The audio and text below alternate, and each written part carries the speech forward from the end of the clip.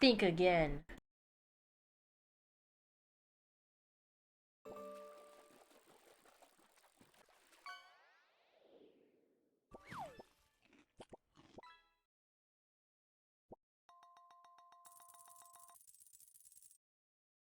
Big Mama Pickle? Pause.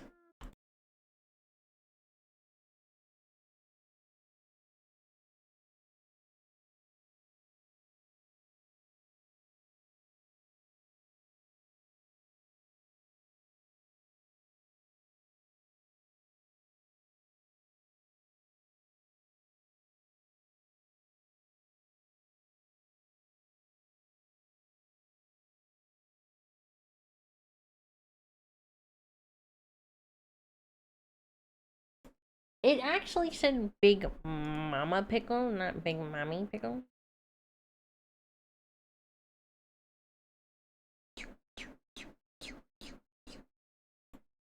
Okay. Talk to me, mommy. Yo, what? Where am I? Oh. Wait away. Oh. Oh, I forgot I recorded something last night. I forgot. I forgot. I was recording some stuff last night. You know me, just always working on stuff and things and oh. Okay, let's go sit at the gazebo. Follow me to the gazebo. Wait, Chad's not here. I need to take this on. Meow meow meow meow meow meow meow meow meow meow meow meow meow meow meow meow meow meow meow.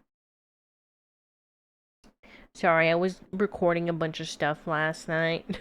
And by a bunch of stuff I meant 2 TikToks. 2.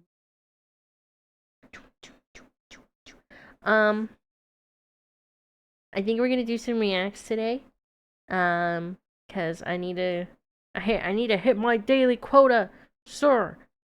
I need to hit my weekly quota. Ooh.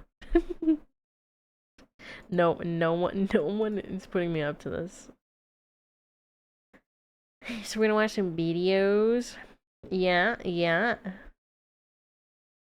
And then maybe later some more Minecraft. Anymore. You black out. We'll talk too much to keep touch with what once was your content. That's the plan. Pretty simple. Oh, I forgot to fill out this other form. Oh, I don't want to do it right now. Oh. Okay, I guess I'll fill this out.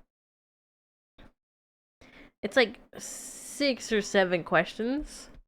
1, 2, 3, 4, 5, 6, 7, 8, 9, 10, 11. Okay, actually, it's kind of long. I need to keep it open though. I'll keep it open. For me.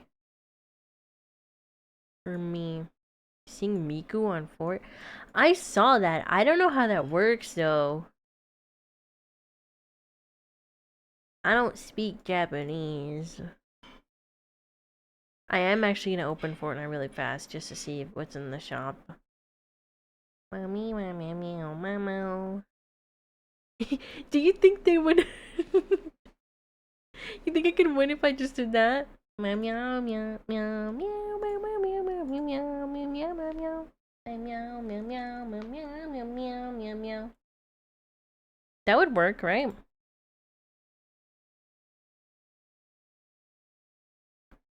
Meow meow meow meow meow meow meow meow. Meow meow meow meow. Alright, I'm gonna check this. Optimizing content. Probably we're just working to get the tone right. True.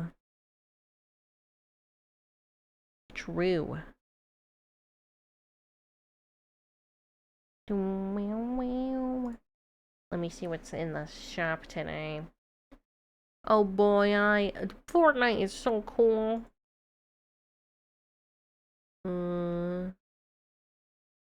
I think the songs rotate weekly, actually. Because it looks like the same ones. It is the same ones. There's nothing new in here. Is this what it's like to be a Fortnite player? Just logging in and being like, everything's the same! Nothing has changed! Where's the guy from Bloons? Wasn't he supposed to come out today or soon? The little sidekick monkey? Who's this guy? Replay? Oh, he's actually a content creator? Sorry. I think it's a real guy. Replay? Oh no, it's a locker bundle. Who is this guy? Buzz Lightyear. Cars, don't care. Gosh, there's actually so much shit in this game now. Yeah, okay, there's nothing. There's nothing. Ugh. Get out of my face. Yeah, I was gonna switch around the letters.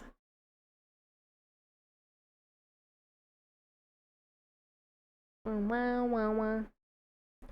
Well, it says the music is leaving today, so I'm assuming tomorrow there should be some new songs. Let me make sure there's nothing I want. I need just somebody that I used to know.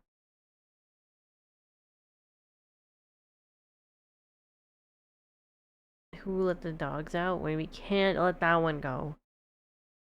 Who? Oh. Who let the dogs out? Okay, there's nothing I want. Close it. Close the game. Well, there was nothing there. Let me close Epic before it explodes my computer. And by explodes my computer, I mean I just don't want it open. Okay, let me see what's on the YouTube. What is up, YouTube? YouTube. Meow, meow, meow, meow, meow, meow, meow. Meow, meow, meow, meow. Meow, meow, meow, meow.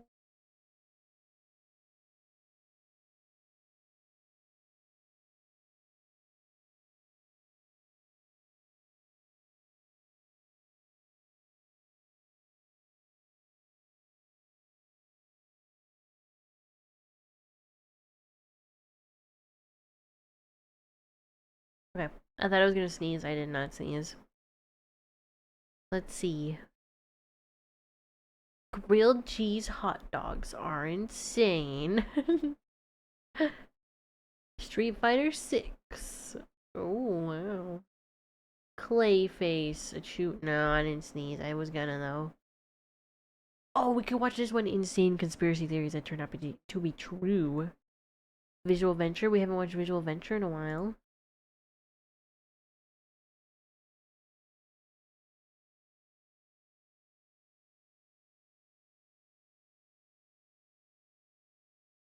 To be true. Alright. Ow. What the flip? Killer couple realizes cops found their murder house. UFO burger that eating without spilling. Where is it?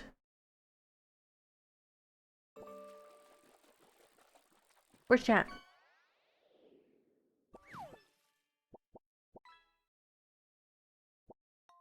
It's gone. A new way of saying hello. Hello. Come in. Hello.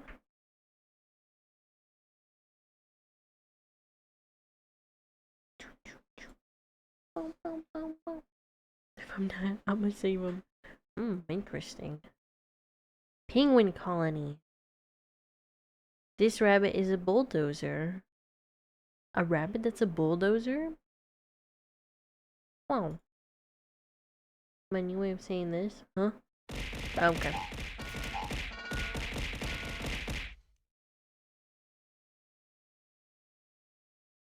Having fun? Having fun? You know, now we're gonna sit here for the next 4 hours and we're gonna watch only educational stuff.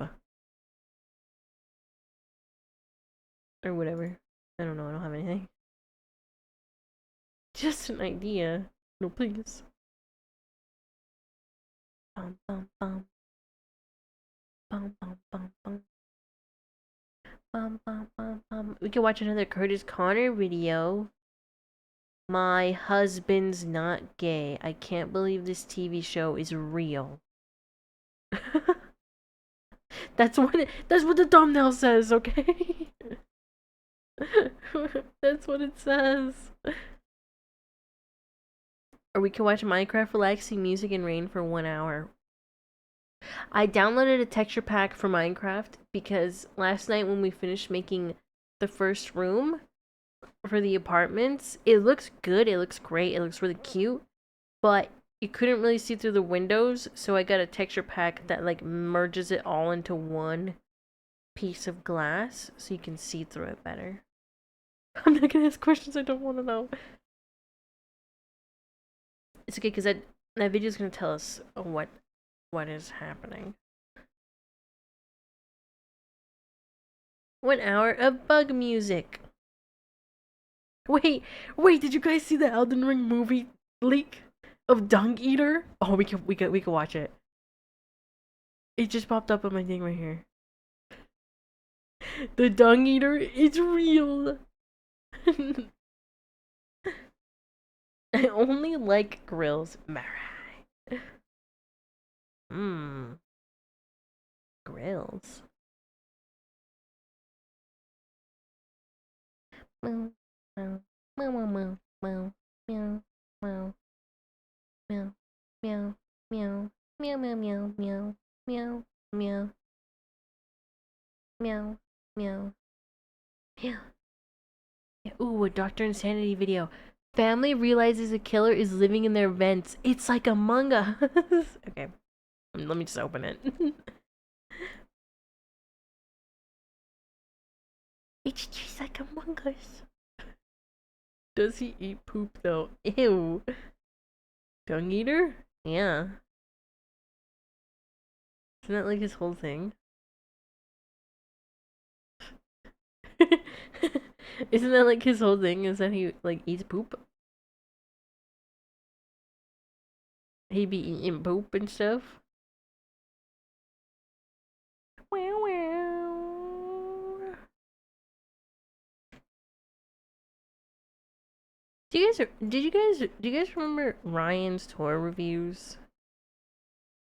Or just me, because my sister made me, like, would always have it watching him. He eats his corn multiple. Gross.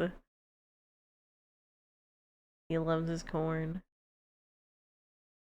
Alright, let's see. What do I have in the playlist? We watched this already. Remove. Games that disguise their endings. It's Daryl Talks. We haven't watched Daryl in a while. My goat. Wow, wow, wow, wow. Does he have anything new? I know I have like a bunch that we haven't watched yet, but this. We have made evil too sexy was his last video. It is 15 minutes. Good grief. I have a feeling I know what he's talking about though.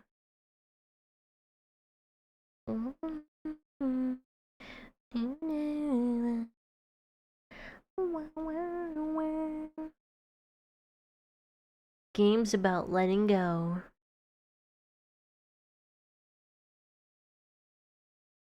It's gonna be like a Nier Replicant video, but we watched that already. You gonna watch it again? Wow, wow, wow. Wow, wow, wow, wow, wow. My sister used to watch him, and all I know is parents were farming him for money. Same. My little sister also used to watch him. And I also only knew that he was getting farmed for money. Allegedly. Allegedly. I don't wanna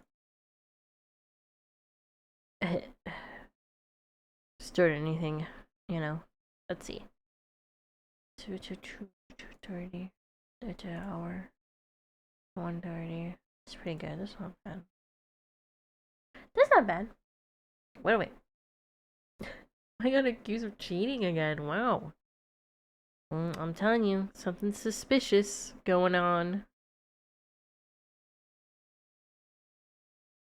Okay.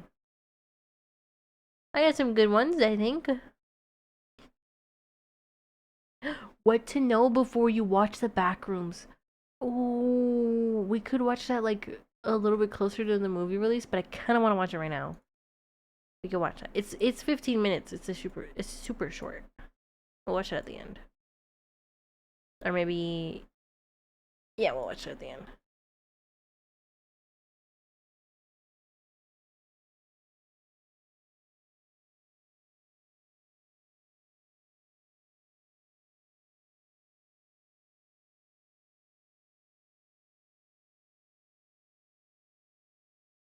Okay, let me open another instance of Google so I can put my form in there.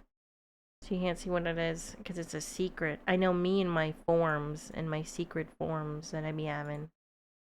Yeah, I'm pretty suspicious person. Pretty mysterious and nonchalant, you know?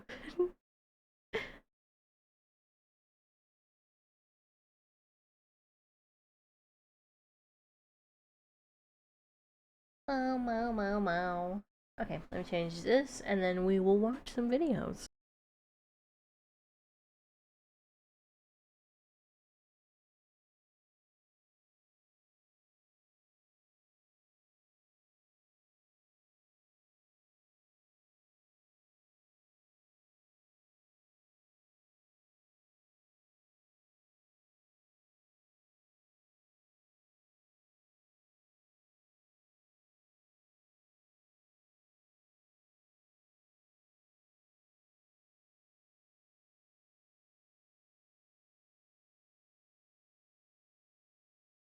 Alright.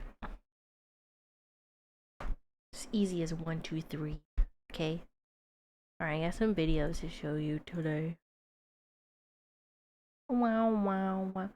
First, we're gonna watch the leaked footage of the goat, the dung eater. I'm kidding. Fuck this guy. Okay. Oh, I want to do colors today. I haven't done colors in forever. Which means I have to do this.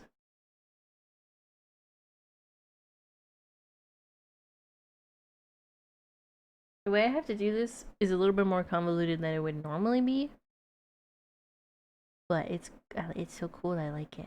I want to do it, so we're gonna do it. Wow.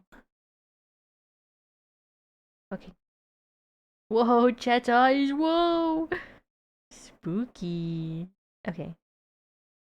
So scary.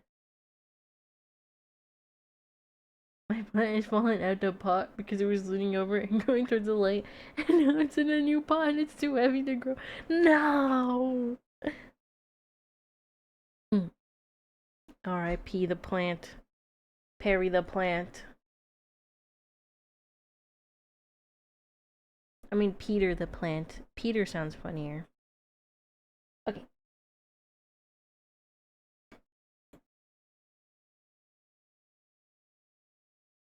Oh, let me close this actually. Hold up. Alright. There we go. Very cool. Okay. Actually, this is too much. We'll just do the colors today. No way. You thought I was joking? It's real. It's real.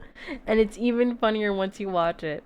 So this is the leaked dung eater I think this is the only thing that's come out since the last one. Um, let's just watch it, dude. He's not fat enough. I will say, okay, I didn't mean to do that. I accidentally hit my keyboard. I will say, this specific scene in Elden Ring is from the opening scene, and it's got a lot of aura because of the way it's framed and because of the colors and like just the general way it's painted. So I really hope they do some stuff with like the color grading and like just make it look, nicer with the lighting and stuff because it's super aura.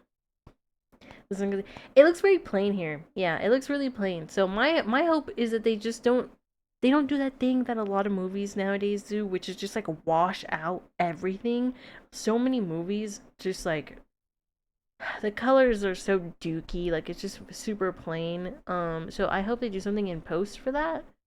Um this, this looks kind of stupid though, because like again, I'm imagining like the still like the illustration from the opening, and like they make it seem like a really grand thing, right? Because it's like you're looking up at him and like everyone's surrounding him, and then he looks like SpongeBob from the movie when he's just like hanging and he's like, "Can someone get me down?" that's what he reminds me of in this one. Anyway, let me play it for you. Let me play it for you. I don't know if there's audio. I haven't watched it. Good grief! Oh my gosh, they're bullying him. They're bullying him. No.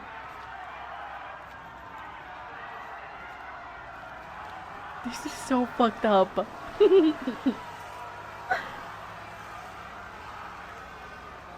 I'm living it. Why did they zoom into him? No. Look at this guy. Oh, you can't see him because I'm in the way. It's the ladder from the game. They're just throwing lettuce at him. Literally, it's all just like lettuce. Do you think they go to like grocery stores and they're like, do you have any produce that's like gone bad? I feel like that'd be a really good use for like produce that has gone bad. Just like give it to like movie director, like producers to like use for stuff like this. Anyway, I thought this was funny as hell. But yeah. I'm really hoping they do a lot with the color grading and stuff, because again, this looks super plain and kind of goofy, but yeah, this is one of the leaks that came out. I just thought it was really funny the way. I don't even think this is a real dude in here. I think it's just like a suit or something, and they just like packed it with something to weigh it down a little bit, and there's nobody in there. Anyway. We only got one take with this. Everybody make sure. Everybody. We got one chance at this. His body should be right. It should, huh? It's like semi-rocking back and forth, but like not as much. Again, because I don't think there's actually a dude in there. I think it's just a suit or something. But yeah, I wonder what the comments are saying. I hope the entire movie is just the 3-minute intro cutscene. The crazed caca consumer. Oh. It's not the hanging that's the punishment. It's the fact that they're throwing actual nutritional food at him. What's his crime? Enjoying a meal? A nice, succulent feces meal? It's the pee-pee poo-poo man. The dastardly doo-doo devourer. Oh. They put up like no perimeter security for the film, seemingly on purpose. I think it's working. The publicity for the 72 hours have been positive. They're doing this to me later, bruh. The ferocious feces feaster. I don't even know what this means. I don't know what this one means. I've never seen this word before.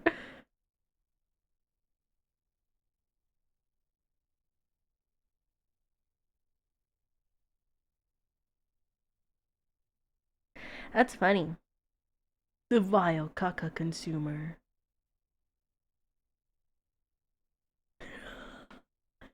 The pesky poo poo plunderer. Alright, everybody's just. This is so stupid. Anyway, yeah. This is funny. The nefarious number 2 nibbler. It's the dung eater. He deserves it. Okay, everybody's just fucking around in the comments. No one's actually giving me like a good like him before they caught him.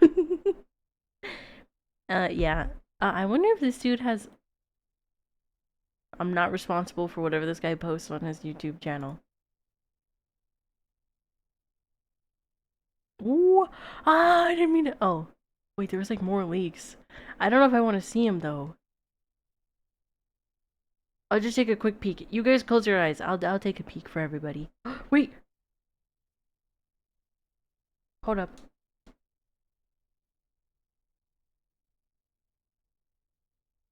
Caught it. No, it's not working. Why is it not working? Why is this? Hold up.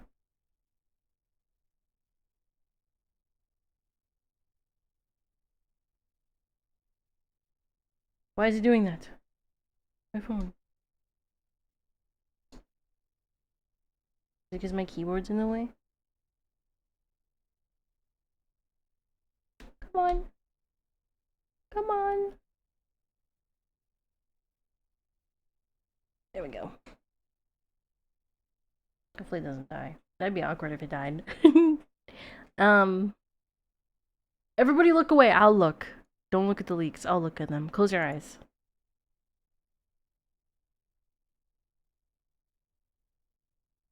Okay. Just got like 2 things. This guy's gonna get his channel taken down. Why are you eating literal shit? Yeah, it looks funny. Again, I think with like some changes, like some post stuff, this could maybe look pretty good. I wonder if they're gonna go for like a Game of Thrones kind of vibes, you know? Cause like, not that Game of Thrones isn't like grand because it is, but I feel like a lot of it is very like interpersonal, like relationships and like conversation and dialogue, you know, and like it does have like its hype moments, but most of the CGI like stuff would go to the dragons, if that makes sense. And a lot of the times, at least from the clips I've seen, it's like a lot of just like conversation stuff. So I wonder if they're gonna go with that.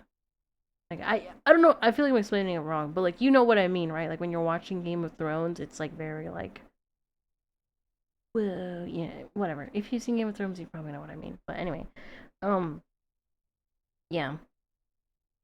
I wonder how serious this movie is gonna be. Like, are they gonna new daily dose of internet? Oh no way! I'm gonna pull it up for later.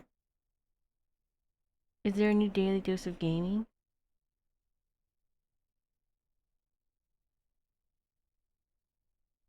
Aww. Who's gonna play the boss at the start with all them arms? True. Yeah, I don't know. We'll see. We'll see how it goes. We will see how this movie goes. It comes out what, like next year? I think, right? Hopefully he's good. That'd be kind of cool. Okay, we're gonna watch insane conspiracy theories that turned out to be true. God, if we're gonna go crazy. Oh man. Oh man, this movie's gonna be shit, isn't it?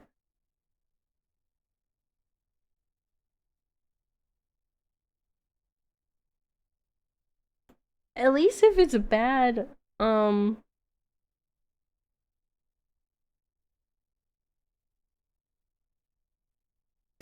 it's fucked either way. Who's gonna play my blue forearm wife in game? Who's gonna play the death bird? Okay. Those are all questions for the director to worry about. Not me. I'm just gonna go and I get to sit there and be like, this is shit, or this is really good. Or this is a misunderstood movie. You guys don't understand real cinema. Am I the only person here who... Fuck, I forgot what he says. Understands the complexities of this movie? Come on. Come on, Mousepad. Anyway, let's watch this visual adventure video. Ooh, how are they gonna find a I think the issue would be finding a tiny horse, right? It's easy to find a big guy, but like finding a tiny horse would be hard.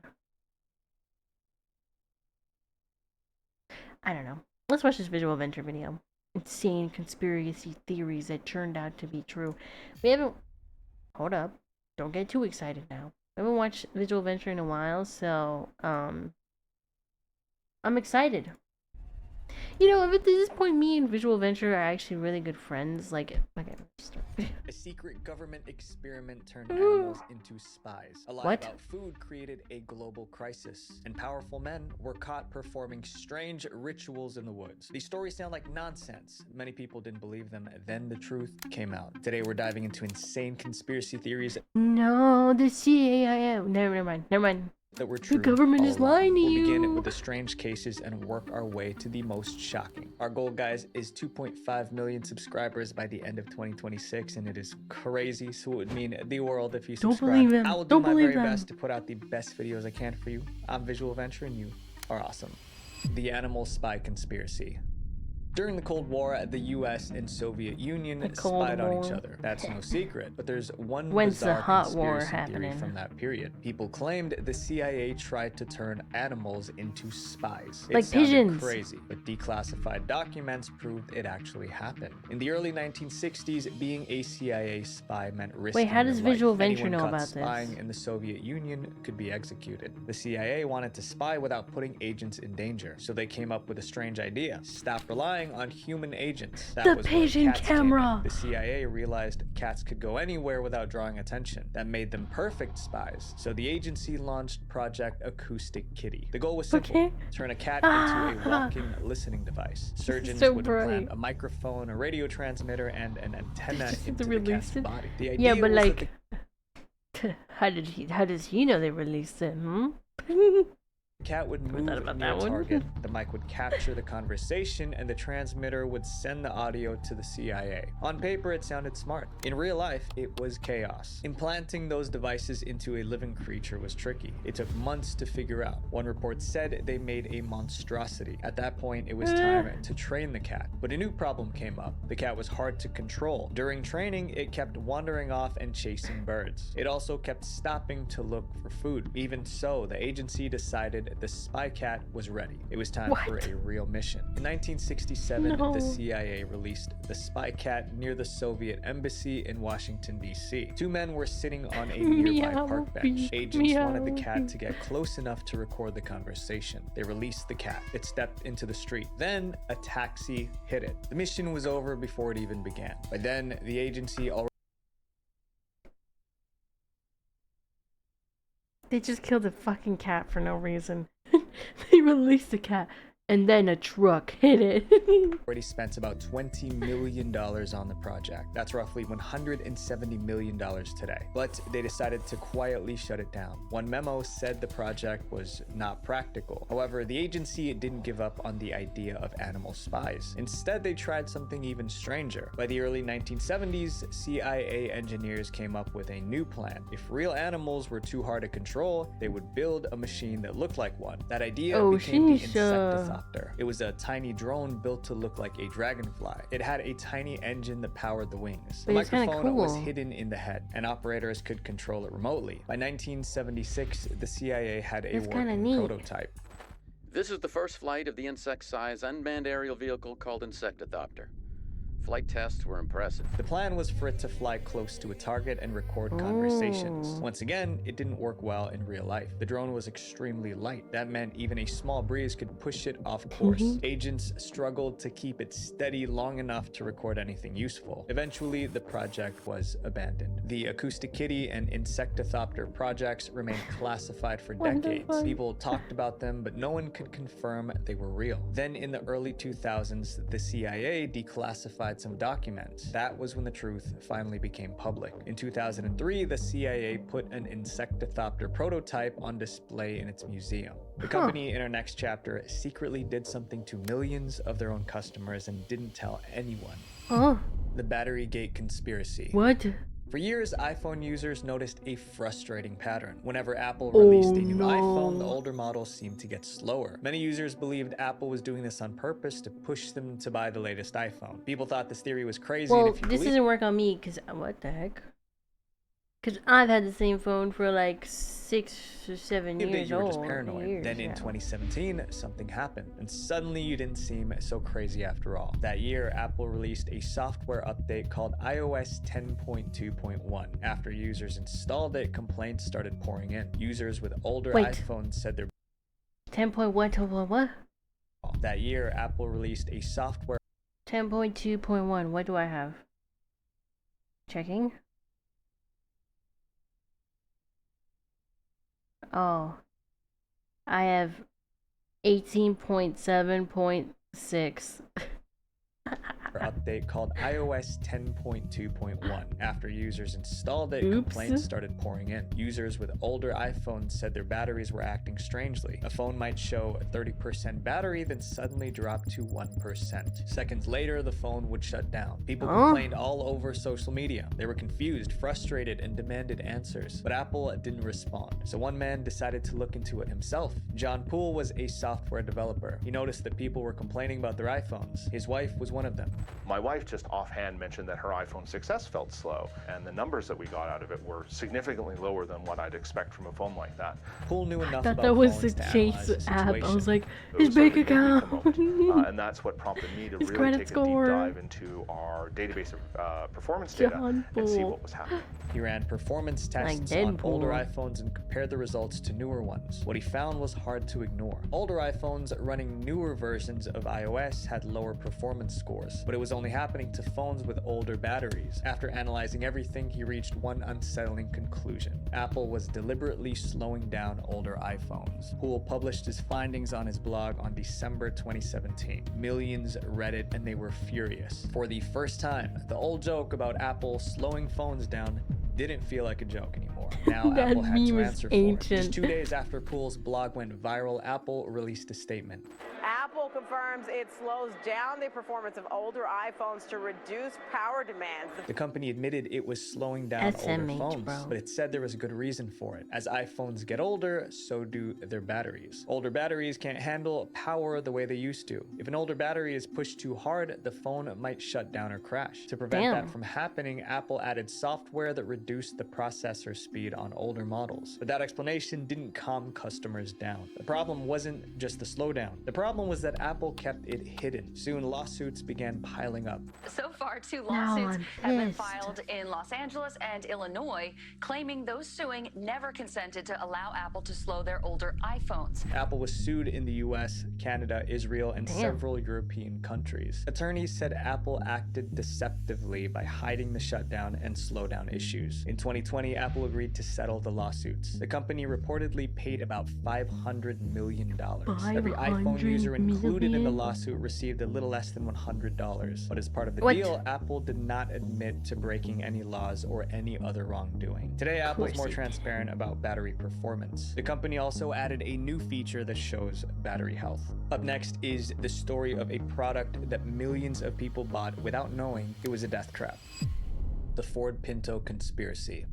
The Ford Pinto is remembered as one of the most dangerous cars ever. Why? Even a small crash could make it burst into flames. Many people ended up in the emergency room. The conspiracy theory was that Ford themselves knew the cars were going to explode, but they hid that information and sold it anyway. That was a serious accusation, but the truth was even worse. In the 1960s, the Ford Motor Company was in trouble. Other car companies were selling smaller, cheaper vehicles, and Ford needed something that could compete. So the CEO told engineers to build a car that was cheap, small, and fuel efficient. Those targets were difficult but not impossible. The real problem was time. Designing a new car normally took 43 months. Ford engineers were given only 25. That deadline forced them to rush the design process. The result was the Ford Pinto. Eventually, it was time for crash testing, which is standard for any new car. Engineers wanted to see what would happen if the Pinto crashed. When the Pinto was hit from behind, the gas tank ruptured. Fuel spilled, sparks flew, and then boom, the Pinto burst into flames. Ford crash tested the car over 40 times. The same problem occurred. When the Pinto was rear-ended, the car caught fire. The problem came from the car's design. Engineers placed the gas tank right behind the rear bumper. Despite the obvious danger, Ford moved ahead with production. Thousands of Pintos were built and sold. It was an instant hit. When I bought my Pinto, I figured it was a good value, but I didn't know how good until my dad started borrowing it. So I ended up buying my own. Then I bought one, and I bought one. And I bought one. Millions of Americans bought one. They had no idea they were getting into a death trap. Not long after the Pinto hit the road, the disasters began. Drivers reported the same terrifying pattern. Another car would hit them from behind. Then the Pinto would burst into flames. It happened again and again. Too often to be a coincidence. So scary, bro. Some victims began to ask, did Ford already know this could happen? Ford said there was no problem. The Pinto met all safety standards. Even so, some victims filed lawsuits. Those cases went to trial in the mid-1970s, and the Pinto case became a national story. As the trial got more attention, one reporter decided to dig deeper. He got access to Ford's internal company records. What he found was alarming. The document showed that Ford engineers already knew the car could explode, but that wasn't the worst part. Once the accidents began, Ford had another chance to act. The company thought about recalling every Pinto and fixing the issue, but executives felt it would be too expensive. Recalling and fixing every Pinto would cost $137 million. They estimated that settling victims' lawsuits would cost about $50 million. So the company decided it was cheaper to let people get hurt. In September 1977, the reporter went public with his findings. His article was titled Pinto Madness. TV networks, newspapers picked up the story. Now the conspiracy theory no longer sounded crazy. Ford knew the car was dangerous and sold it anyway. In total, 117 families sued Ford over the Pinto. The company paid more than $100 million to settle the cases. In June 1978, Ford finally recalled 1.5 million explosives Ford Pintos. as a car. Engineers made the necessary changes to prevent explosions. No one knows exactly how many people passed away in Pinto fires. Some estimates put the number in the hundreds. Others say it was much lower. But whatever the true number was, it was far too many. Up next is the story of an industry that quietly rewrote the rules of nutrition, and millions of people paid the price. The Big Sugar Conspiracy. Oh no. For years, doctors said eating fatty foods caused heart disease, but some scientists believed the wrong food was getting blamed. To them, sugar was the real danger. As they dug deeper, they uncovered a dark conspiracy to bury the truth. It involved bribes, intimidation, and even fake research. In the late 1950s, thousands of Americans were passing away from heart attacks. Doctors and researchers were trying to figure out why. In 1965, a nutritionist suggested that too much sugar might be the reason. We started to wonder late in the 1950s whether sugar might be a culprit in the increase in heart disease. The sugar industry was alarmed by that theory. Americans were consuming more sugar than ever before. It was in soft drinks, candy, and desserts. If the public blamed sugar for heart disease, the industry could lose billions. To protect their business, they needed to shift the blame, and they knew exactly how to do it. There was a group called the Sugar Research Foundation. It was dedicated to the scientific study of sugar's role in food. On the surface, the group looked neutral and trustworthy, but behind the scenes, it was run by people who made money selling sugar. They wanted people to keep eating sugar even if it was harming their health. So in July 1965, the Sugar Research Foundation contacted a researcher at Harvard University. They asked him to write a study on the cause of heart disease, but there was a catch. The paper needed to downplay the dangers of sugar and shift the blame to fatty foods. The foundation paid the researcher tens of thousands of dollars. Back then, scientists didn't have I don't have know, to reveal dude. who funded You know, their if work, so the they public offered me a never knew decent about amount, the I deal. might do In it. 1967, the Harvard researcher published his paper. It said that cutting fat out of your diet was the best way to avoid heart disease. And because the study came from Harvard, people trusted it. Almost no one knew that the sugar industry paid for this study. Sugar executives were thrilled. One of them even wrote to the researcher, "Let me That's assure just how you, it is, this is survival of the quite fittest." what we had in mind." Over time, the idea that fatty foods alone caused heart disease became widely accepted. A few years later, the US government released dietary guidelines. It told Americans to cut back on saturated fat, especially red meat. Many people followed that advice without cutting sugar. Many Americans switched to low-fat products. Food companies advertised low-fat yogurt, snacks, and dessert. Who would do it right? Hard to believe it's got less fat. But many of these low-fat Can't believe foods it's had got less extra fat. sugar for flavor, so people ended up consuming even more sugar than before. Over time, the health problems worsened. That confused a lot of doctors. Some scientists questioned the old research on fat and sugar, but there was still no proof that the study was manipulated. It took nearly 50 years for the truth to come out. In 2009, 10 a years ago. researcher was studying the history of nutrition science. Her name was Kristen Kearns. While going through Harvard records, she found letters between Harvard researchers and the Sugar Research Foundation. The first folder that I pulled out opened up to a memo, the blue letterhead of the Sugar Association, and it had the word Big confidential. sugar. Those letters We don't proved cook. that the sugar industry not do funded that. the research and probably influenced the results. In September 2016, Kearns published what she found. It shocked the world. Here this morning, Bay Area researchers are accusing the sugar industry of some unsavory behavior. Believe me, I've been reading this for the past couple of days, like, oh my God. What did you think? We shaped our notion of healthy diets for decades on this. Don't ever eat fat, sugar, no problem. By then, the researchers who wrote the paper were no longer alive, but the Sugar Research Foundation still existed. It now went by a new name, the Sugar Association. When people confronted the group, Everything it is denied bad it for doing you. anything wrong. It admitted it funded the research, but insisted Don't it even didn't trip, man. influence the results. Even so, it was too late to undo the damage. For decades, people ate foods packed with sugar, and many paid the price with their health. That was a lie that lasted 50 years, all because the sugar industry wanted to protect their profits. This next chapter is about a secret military operation so unbelievable, the government denied it ever happened. The weather control conspiracy. Oh no. Have you ever heard anyone say that the government can control the weather? It sounds like Yeah. the kind of thing only paranoid people would believe, but that idea didn't come from nowhere. In the 1960s, the United States was fighting in Vietnam, but the war wasn't going well. One major problem was the Vietnamese army's supply network. Their soldiers had secret roads running through the jungle. They used these routes to move food, weapons, and troops. As long as supply routes stayed open, it was much harder for the US to win. The US wanted to shut them down, but there were too many hidden roads to find and block. Then the military noticed something. Whenever heavy rain fell, the roads turned into mud. Trucks got stuck and people struggled to move through it. That made moving supplies much harder for Vietnamese forces. That gave the US an idea. If they could make it rain all the time, the enemy would have a much harder time moving supplies through the jungle. Controlling the weather sounded like science fiction, but the government had a reason to believe it was possible. Years earlier, a chemist named Vincent Schaefer ran some weather experiments. Schaefer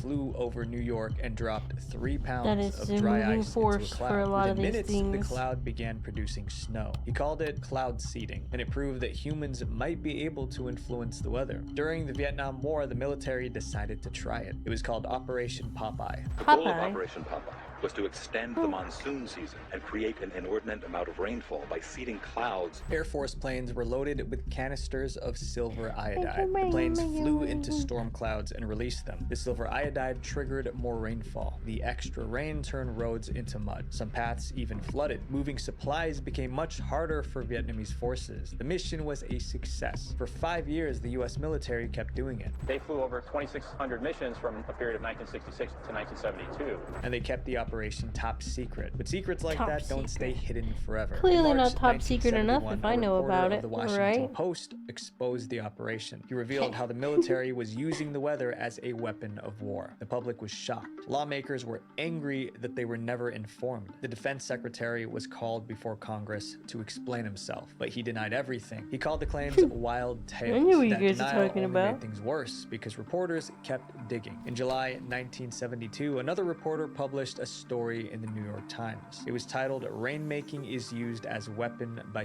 US." This time the evidence was much stronger. The reporter had spoken with people involved in the operation. Now the story was no longer just a rumor. The defense secretary and military officials were summoned to a secret Senate hearing. They were asked about the project again, and they finally admitted the truth. That raised a disturbing question. If one country could use weather as a weapon, what would happen if other countries did the same? It could destabilize the climate, disrupt food supply, and create other serious problems. World leaders didn't want that to happen. So by 1977, world leaders signed an agreement banning the use of weather as a weapon. Today, over 70 countries have signed that treaty. As far as we know, no country has weaponized the weather since. However, cloud seeding never stopped. It's still used for farming and weather-related needs. So the weather control conspiracy theory turned out to be true. The leader in our next chapter believed the government was his enemy, so he decided to destroy it from the inside. What?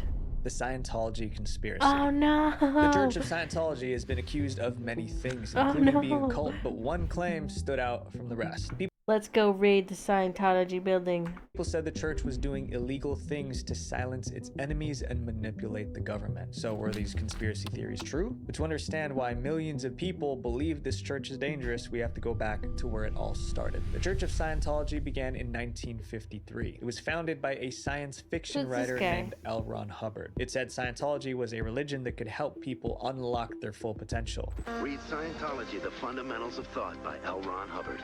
Your search is over, but the adventure's just begun. That message attracted thousands of followers, but as Scientology grew, so did the controversy around it. Former members accused the church of extortion and harassment. By the mid-1960s, the complaints were too many to ignore. The US government started investigating Scientology's internal practices, and what they found was troubling. Large amounts of church money were going straight to the founder, Hubbard. He was running it less like a religion and more like a business. So the government revoked Scientology's allegedly tax-exempt status. Other countries went even further.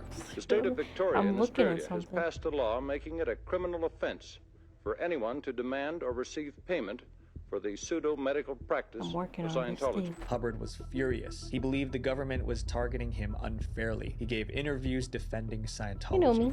Why do they just fight it and say there's something bad, but they never specify what's bad? They haven't specified. For instance, right now they say we're breaking up marriages. They say we're breaking up marriages. But instead of fighting back in court, Hubbard came up with a much darker plan. He would attack the government from within. In 1973, Hubbard launched Operation Snow White. The mission was simple. Scientology wanted to infiltrate government offices and erase every damaging file about the church. To do that, Hubbard created a network of spies. They made Scientology members apply for jobs in government agencies. They targeted places like the IRS and the Department of Justice. Once they got hired, the spies searched for files on Scientology. Then they stole those files or destroyed them. Sometimes they swapped real records with fake ones that made the church look harmless. The operation was led by Hubbard's wife, Mary Sue. She trained Scientologists to become spies. They learned how to forge IDs and manipulate people. For 5 years, the plan worked. Scientology infiltrated 136 government agencies in 30 countries. But the church was not just stealing files. They were also going after anyone who criticized them. Hubbard kept a list of the church's enemies. Paulette Cooper was at the top of that list. In 1972, she published a book titled The Scandal of Scientology. It was one of the first books to openly criticize the church. Scientology church leaders hated her for it, so they decided to ruin her life. They sued me 19 times all over the world, put me through 50 days of depositions. They sent a lot of horrible anonymous smear letters about me. Then they decided to frame her for a crime. They stole my stationery. They got my fingerprint on a piece of paper. And then they sent bomb threats to themselves. Scientologists got a paper with Paulette's fingerprints. Then they used that paper to send device threats to their own church. After that, they reported the threats to the FBI themselves. To investigators, it looked like she was guilty. Paulette was arrested and charged. If convicted, she could spend years behind bars. The Scientologists were celebrating. However, their entire operation was about to fall apart. In May 1976, 2 Scientology spies broke into a courthouse in Washington, D.C. They They were trying to steal more documents, but the plan failed. A security guard caught them using forged IDs. Federal agents traced those fake IDs back to Scientology. So in July 1977, FBI agents raided Scientology offices. They seized about 100,000 stolen government documents. They also uncovered files that exposed Operation Snow White. Those files showed that Scientology framed Paulette Cooper too. They found something that said along the line of conspired to frame Miss Lovely, which was the code name that Hubbard gave to me. 11 high-ranking Scientology officials were convicted. Among them was Mary Sue, the wife of L. Ron Hubbard. She was sentenced to 5 years behind bars. But one key figure avoided charges, L. Ron Hubbard himself. Investigators believed he directed the operation, but they could never prove it in court. After the convictions, Hubbard disappeared from public life. He spent the rest of his life paranoid and in hiding. Scientology still exists today, and it is still powerful. Its members include celebrities, lawmakers, and wealthy CEOs. Who knows how much more powerful it could have become if its spies stayed inside of Scientology? This next chapter is about a secret club that most powerful people in the world don't want you to know about. The Secret Society Conspiracy. You've probably heard the theory that a secret group of rich and powerful men control the world, that they meet in private to decide wars, pick presidents, and shape major events. Most people brushed off this conspiracy theory as nonsense, but it turns out there's some truth to it. There's a forest in Northern California where powerful men really do meet in secret. Those men are members of the Bohemian Club. The club was formed in 1872 in San Francisco. At first, it was just a few dozen men talking about art, but over time, the club began to change. Businessmen, lawyers, and politicians joined. Within a few decades, the Bohemian Club was no longer mainly about creativity. It was about power. In the 1890s, the club built a private camp How does that even in happen, the bro? California redwoods. They called it Bohemian Grove. Every summer, members traveled there for a 2-week retreat. As the years passed, the guest list became more impressive. Multiple U.S. presidents attended, but as the Grove got more powerful, it also became more exclusive and secretive. You don't ask to join, they ask you.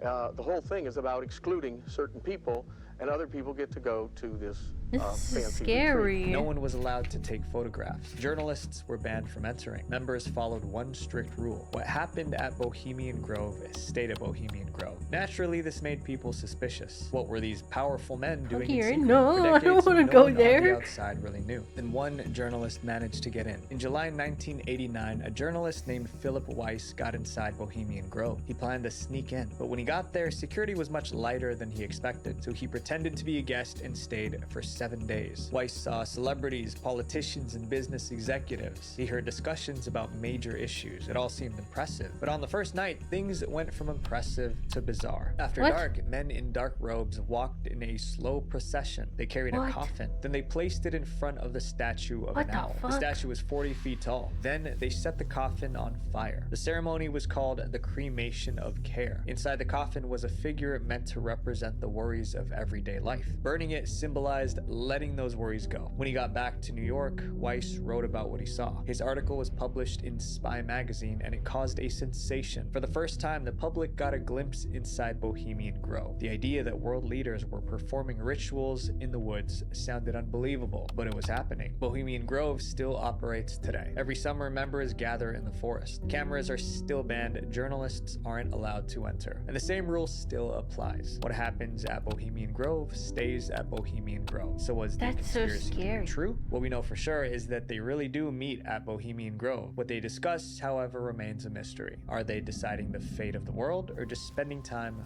with friends? Governments, corporations, powerful organizations, they all made the same bet that the story reaching you would be the one they wanted you to hear. My friends, the most dangerous thing you can do is trust without question. Visual venture.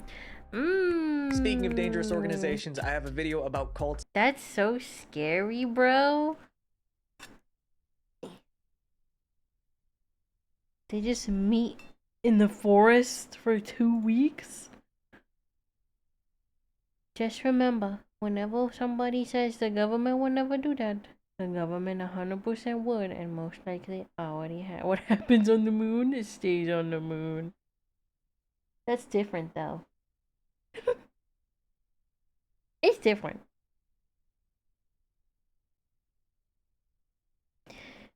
I was gonna say, you think in a couple years we're gonna be in a conspiracies that came out to be true video where it's like people being like, this is what happened. Be like, whoa, I lived through that. Wow. Whoa. Thank you, Mr. Visual Venture. Okay, now we're gonna watch this Curtis Connor video. This is the second video we're watching. Wait. This one is, I can't believe this TV show is real. I've never watched this.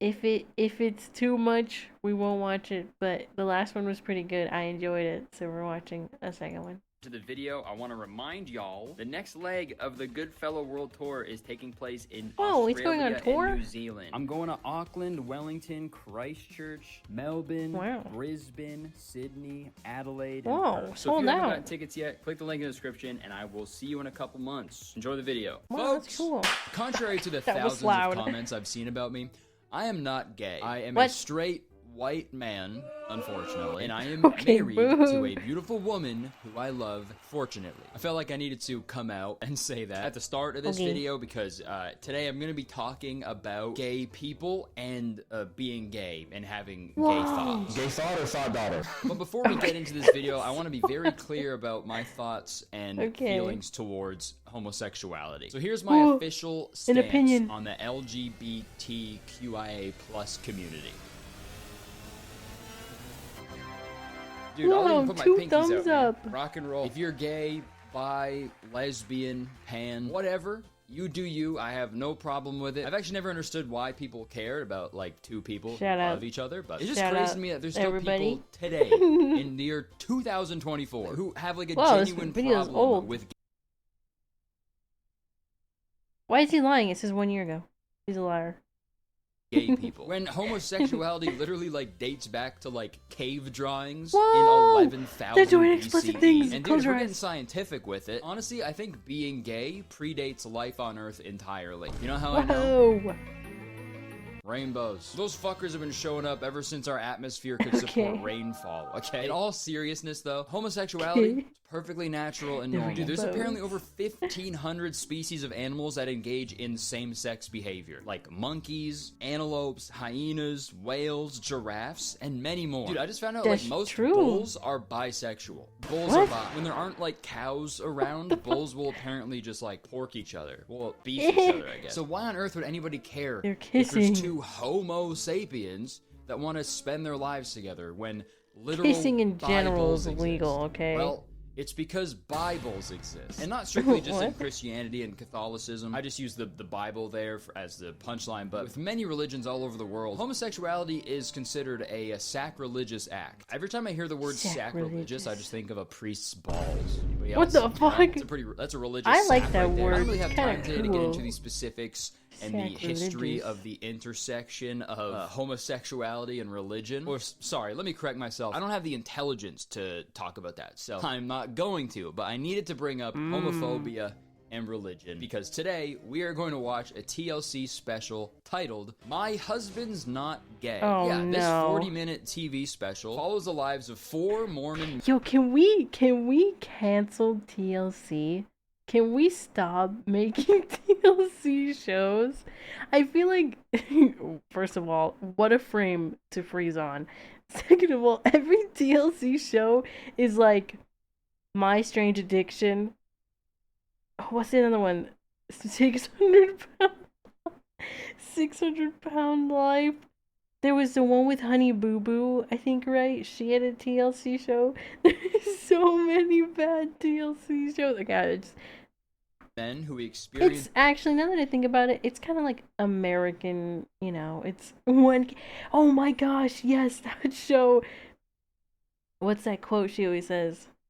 You don't know how it is. Oh, 1,000 Pound Sisters. Try being me, Amy. You don't know how it is. Like, every show that has ever spawned out of TLC is just like garbage TV slop. An intense attraction But maybe to that's men, what but have America decided is. to marry women instead so they can still be accepted in their church. I've never heard of this show before, but someone tagged me in a TikTok about it, and as soon as I read the synopsis, I knew I had to talk about it. So, without further ado, let's watch My Husband's Not Gay. The episode starts with an introduction to Jeff and Tanya, who have been together for 9 years, and they also have a son together. And this is when they hear the term that they use to describe their lifestyle. I experience SSA, or same-sex attraction. Not gay. SSA. What will I notice first? A beautiful man walking down the street? That's ass backwards. Or a beautiful woman walking down the street? I'll notice the beautiful man 9 times out of 10. Okay, someone who's attracted to men, thinks about men, wants to be with men, but also wants to be in a hetero relationship. Somebody that is attracted to the same sex, but wants to be in a heterosexual relationship. Not gay, SSA. Not gay. SSA. That's the My new no eyes, homo. dude, the Bro, flashing. SSA, but you got nice balls and a sick wiener. I want to kiss you. So now they start talking about how they belong to the Church of Latter-day Saints / LDS / Mormon, and they go into detail on why they adopted the SSA lifestyle. That's him. That was literally him, though, walking down the Latter-day street. Saints or Mormon, and the only acceptable expression of sexuality and romantic feelings is within a marriage between a man and a woman. Yeah, it's super sad. The fact that there's only one acceptable expression of love in a religion is pretty fucked up, to be honest. You're like, that's not really religion you want to be a part of. That guy out of my What do I- chat. How's that one verse in the Bible go? Love thy neighbor unless they're There's fucking another gay, one. I guess, right? Is that the exact lyric? Correct me if I'm wrong. Fuck, man. I feel bad for this guy. This sucks. When Jeff told me about his same-sex attraction, it was definitely the worst time in our relationship. We got home. Wait, this is so weird, because, like, it's just weird to me that they would come on this TV show. What am I saying? It's just people who want to be on TV. I'm, like, trying to analyze it and be like, this is so interesting, because, like, why would you want this to be out in the world? You know, like, if anything, I feel like most people would be like, no, we can't let anybody know, you know? But, like, they're like, let's go on TV. It's literally just that they want to be on TV, I think, right? Like, it has to be that. To his place, and I Going on thought, so I'm going to say, I love you. And instead he said, I think you need to know that I'm attracted to men.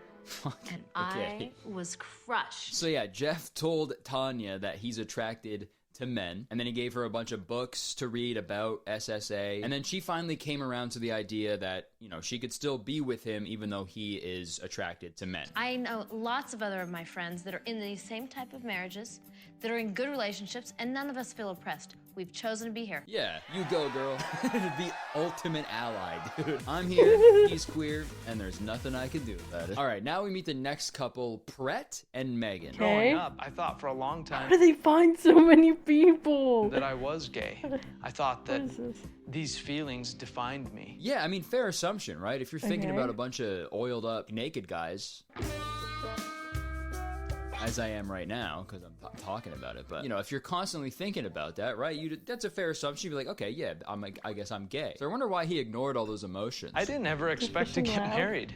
I wanted to, but No, I it's not didn't think I was going to be able to get married and have children This and, literally just and has to be live the life people, like, that I'm now living. that Everything wanna you be on described, You can TV. do as a gay man. You can get married, you can have kids. Well, I mean, right now you can. I don't know how long, based on the fact that a literal fucking goblin is the president-elect. Dude, he's probably gonna pass a bill that makes it so you can Why did only he put that marry him. picture? And look, so far, both of these couples seem really happy, and their kids seem like they're, you know, taken care of really well. They're very happy as well. But I just can't help but feel bad, because you have one person who's suppressing, like, a huge part of, like, who they really are, and then the other person who's, like, struggling to deal with it and also, like, enabling it at the same time. There have been Whoa. periods in our marriage where I knew that the You're a attraction baby. wasn't there, but thankfully we've moved beyond that. Yeah, we've actually moved on from being attracted to each other. He actually loves me so much that he can't stand to look at me. All right, now it's time to meet the final couple. My name is Tara. no. And my name is Curtis. We've been married for 20 years. I'm sorry, I didn't mean to pause on them kissing. I don't know why that made me laugh, though. He actually loves me so much that he can't stand to look at me. All right, now it's time to meet the final couple. My name is Tara. And my name is Curtis. We've been married for 20 years. What the hell? And my name is Curtis. You know, I don't come across too many Curtises or Curti in my life. So whenever I see another guy with my name, like I just plural version of automatically, Curtis. I hate them. I don't like them. You know what I mean? Weird, right? Like fucking get your own name, bro. Fucking literal fan behavior. About 4 years ago, Curtis came to me one morning and told me that he had same-sex attraction. Okay, no, I didn't. No, I didn't. She's lying. Okay, don't listen to her. He explained to me at that time the difference between having these feelings and not wanting to act on them. Okay, so they keep saying that like you're only really gay if you like act on these emotions that you're feeling. Ultimately, when it comes to our faith and our belief, what matters is how we act. And I don't agree with that at all. You don't have to act on your emotions to know that they're real and genuine, right? Like I knew I was straight like before I like kissed a girl, right? You know what I mean? Whoa. Just like any straight boy talking about growing kissing. up, I knew I was straight the second I saw the pink Power Ranger. Okay, that's a canon event. And this whole like SSA thing is like really frustrating because it's Why like, did you doesn't go- everybody have Whatever. a little bit of SSA sometimes, right? Right? You know, there's been a few times in my life where I've like seen a guy and been like, whoa, that's an attractive guy right there, right? Doesn't mean I want to That's an fucking make attractive out with dude. them. If Whoa. it happened, it wouldn't be the end of the world, but it's not like I want it to happen, right? You know what? I think actually the first time that I fully understood like how dudes could be gay is the first time I watched an episode of Smallville. 2004 Really? Tom Welling? SSA Oh. alert, dude. Anyways, Oh, Curtis, okay. not me, the other Curtis, he talks a little bit more about their marriage and their relationship with God. Have I made mistakes in our marriage? I have. But with my belief in God, all things that I struggle with, if I turn to Him, can be for my good. Turn to him? I don't know if your wife is gonna be chill with that. Come on in. It's Jeff and Tanya. Good to see ya. Oh, they all know each other. It makes sense. They all know each other. Guys, let's all pretend. Let's make up SSA, which, by the way, I would like to say it's still ass backwards, okay? They all know each other. They're all in on this together, dude. They just start making out. Hey, what's up? Oh, fuck, that's funny. Okay, so the two couples are getting together for a Bible study, and Curtis invites his... It feels so weird to say out loud. And Curtis invites his friend Rob over as well. But Okay. Rob is not a member of the SSA community, so things get a little awkward. There's a lot of SSA in Argentina. Did I tell you that? No. Yeah, that's a big problem down there, too. What do you mean by SSA being a problem? Well, the whole act is against the teachings of the gospel. In the Mormon faith, we do not practice homosexuality. Why? Because you're already really good at it? Babu, got him. Okay. And, okay, you're gonna tell me So gay stuff stupid. doesn't happen on those mission trips? Okay, dude. Two guys traveling around the world together, spreading the gospel? Yeah, they're spreading more than the gospel, okay? They're What? spreading those cheeks as well. No matter how What? ugly you make those temple garments, Ah. I'm sure some gay stuff happens from time to time. And that's fine. Did you guys know that Mormons have special underwear? Well, now you do. And throughout this show, there's like split seconds where I can Okay. like see their logic. Don't get me wrong, it's definitely flawed, but I can see the steps that they're taking to sort of rationalize this. And as soon as my brain is like, hey, whatever, it's their life, they can do what they want, they say something that immediately brings me back to reality in an instant. Like this, for example. More I men. know that he has Wait, made the more choice men. Oh my gosh, you're right. It's more men. that is the most true to himself. But literally a minute before that, Brett says this. If it was accepted to be a homosexual in the church, would I be gay? Maybe 8 or 9 years ago, 10 years ago, the answer would be yes. Dude, that is heartbreaking. Literally just said he would be living as a gay man if it was allowed in the church. God, if only Mormon was pronounced more men. All right, so this next part is when we meet the final member of the SSA squad. His name is Tom, and he's the only guy in this friend group who isn't married. And he sort of becomes the main Aw. character for the rest of this episode because he wants to find a partner and settle down. And okay. the rest of this episode sort of revolves around that plot. He's a little more quiet and awkward than the other guys, but one thing he does love is basketball. You ladies ready to play a little ball? You mind if we join? We'll be shirts, you be skins. Sounds good to me. Awesome. I fucking love that, dude. All right, we're shirts, you guys be skins. All right, sure. Whoa, whoa, whoa, whoa, whoa. Bottom half, I like your style. But Tom is by far my favorite person in this entire episode. He's actually like really funny and likable. And he's got some really great lines throughout this episode. I don't feel like I fit the mold of guys that are attracted to other men, other than my deep and abiding love for Broadway show tunes and the attraction to males. Those are the two things that are kind of gay about me. See, that's super funny. You know what isn't super funny? People spying on your online activity. And that's why I'm so excited to talk to you guys about today's sponsor, ExpressVPN. Oh my God. If you've never heard of ExpressVPN, what you better did I listen do? up. To put it simply, a VPN, or virtual private network, is a Okay, back to the episode. This next part is when we learn how the SSA men rate the attractiveness level of dudes that they see. They either get a boom or doom. The danger scale is a way to bring out some of the inner feelings and figure out, oh, okay, that is attractive to me, and I didn't even realize it. The danger scale goes from 0 to 4. A 1 on the danger scale is you notice, you look. A 2 means you looked again. A 3, you'd be tempted to turn around and look again and again. A 4 pretty much means you're requiring restraint. All right, that's wild. I hope they never see a 4 on the danger scale if they require restraint. I think like the only way to really restrain a gay urge that strong would be with like a straight jacket.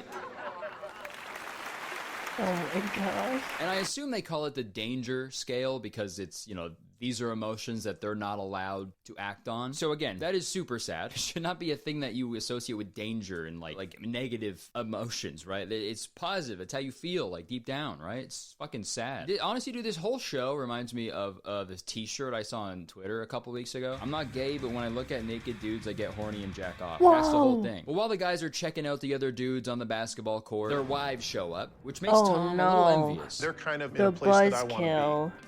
I want to meet a girl and like her and say, by the way, I'm attracted to guys. That's so sad. He's the only one walking by himself. Dream big for sure. All I want to do is just meet a girl and tell her that I'm not attracted to her, like at all. So once they're done playing basketball, the friend group tells Tom that they're gonna set him up on a blind date with one of their friends in a few days. So we can set you up? They're gonna host a dinner party for all of them and also invite their friend, who is a girl, by the way, to this dinner party to be Tom's date. How about like a dinner party? We could have everybody over. You're all going to be there for my blind date. Oh, yeah. But in this next scene, it follows the wives as they go on a hike together because they think it's important to spend some time away from their partners. When you're married to an SSA guy, he tends to be your girlfriend and your husband, and so you isolate yourselves from your real girlfriend. Whoa, yeah, I didn't even think of it like that. They fucking hit the lottery, dude. They have a husband and a gay best friend, all in the same person. Yeah, dude, that's gotta be wild. God, you are such an asshole. I'm the asshole? Oh my god, I can't do this right now, okay? I'm leaving. Fine, I don't care. Girl, you're not gonna believe this. What did I do this time? Okay, this next part is great because they're going on this hike talking about their SSA husbands. And this next line of dialogue, dude, it perfectly summarizes the entire episode. It's really important for him to get his guy time. He comes back even more interested in our relationship and committed to our relationship when he's had that time with his friends. Yeah, dude, I no shit. You guys ever notice that your husband is like way happier after he hangs out with a bunch of other gay men? Yeah, I wonder why that is, Megan. Do you guys' husbands come back from basketball with a bunch of red welts on their neck and scratches on their back? They gotta stop playing so rough. So they make it to the top of the mountain and they actually bring up SSA. But one of the girls on this hike isn't familiar with SSA and things get a little heated. What is SSA? So our husbands are actually attracted to men. Wow. So are they gay or not? I get a little defensive when somebody calls my husband gay. Huh? Not that I think there's anything wrong with that, but I don't feel like my husband identifies with it, and I don't identify my husband as being gay either. Gay to them is a lifestyle choice. Okay, whoa. These people, they've got to be the most Why are we being an supportive, outsider? homophobic people I've ever seen, dude. It's being like, I support my husband, and then they're also like, but being gay is a choice. Like, what the fuck? And it's like so funny they say that because it's like, no, it's actually the opposite, dude. Marrying you was the actual choice. They chose to do. They went against their natural emotions to do that. Like, what's that one fucking TikTok sound? Denial is a river in Egypt. Your husband is gay. Okay, we're gonna skip forward in the episode a little bit. The guys go shopping to find some nice clothes for Tom's upcoming blind date. Nice. And this is when they run into two gay men. Hey, you see that guy over there? Plants. Planted there by DLC. They totally put those guys there on purpose. Yeah, not just SSA. They run into 2 openly gay men. That's Jay. We know him. Yeah. Well, that's Jay. Yeah. This is like my favorite scene in the whole episode, I think, because this guy in the beanie like finally made me feel sane. You're attracted to men, but you're going on a date with a girl? I experienced the feelings, but I've chosen to find a wife, get married, have kids. Why? I've just always wanted that, I think. Some of that comes from religion for me, faith. For a long time, I felt cursed. Like, I felt like it was a curse. It was heavy, heavy for me. But not anymore. Like, in a lot of ways, I see it as a blessing. Dude, I love how he's talking about his attraction to men like he's delivering the final monologue at the end of the first Spider-Man movie. This is my gift. My curse. Tom going to his date. Who am I? My name's Tom. I'm 34 years old. And this next part, Tom says something really interesting that I actually didn't know. And sometimes I feel like if someone says he's gay, it means that you're in relationships with men. And I'm not. Sound logic there. I didn't know that. You have to actually be in a gay relationship to be gay. I didn't know that. So yeah, sorry, if you're a single gay guy out there, you're straight. Even if you had sex with a guy yesterday, okay? If you're not actively in a relationship with them, you're a straight guy. Sorry, that's facts. I was certainly born with some homosexual attractions. But what we say is there's still a choice in our behavior. This is the argument they keep bringing up, and it just does not make any fucking sense to me whatsoever. Of course, there's always a choice of what you do. If it goes against, like, who you are, then, like, what the fuck? What's the point? Dude, straight up, that's like if you had, like, size 15 feet and you just hated that about you. You're like, oh, I fucking hate my big fucking freaky ass feet. I just want to be like everybody else. And you just go your whole life, like, shoving your big fucking feet into, like, size 9s. That's the exact same thing, dude. It doesn't really do anything for you other than cause you, like, a bunch of pain and discomfort. But one of these dudes actually sums up my thoughts perfectly. If you like guys, like guys. Thank you. That's what I'm saying. Also, at the same time, dude, I've heard the craziest shit that Mormons do to get around the rules of the religion so they can still engage in intercourse, like before their marriage, so like they can still be Mormon without going to hell. And it's like, dude, it's insane. Creative, but insane. I'm not going to explain it obviously in this video, but soaking? How do you even come up with that, dude? Mormons will jump through all those fucking crazy ass hoops just to do that, and then but kissing a guy is bad. That's where the line is. Cool. Sorry, I digress. You know what? So Jeff and Tanya Don't even tell are getting me. ready for I'd the rather dinner not party. know. This is when Jeff I'm drops okay. a Ignorance fucking is bomb. bliss. I think me and the guys are going to go camping in a instance. few weeks. Camping? What's that look? Who's going? A couple guys you don't know. How well do you know these guys? I don't know them very well, actually. Whoa! Could you be more suspicious? Why do we have an emote that perfectly encapsulates? What is this emote? Party. Go pitch a It's tent with called some a dudes. PP How well do you know party. these guys? Not that well. I just met them this morning on Grindr. I mean, wait, what's Grindr? It's an app for skateboarders. It's an app for skateboarders. Well, sounds pretty straight to me. Go ride that wood. Yes! There was one time a couple of guys slept over at my house.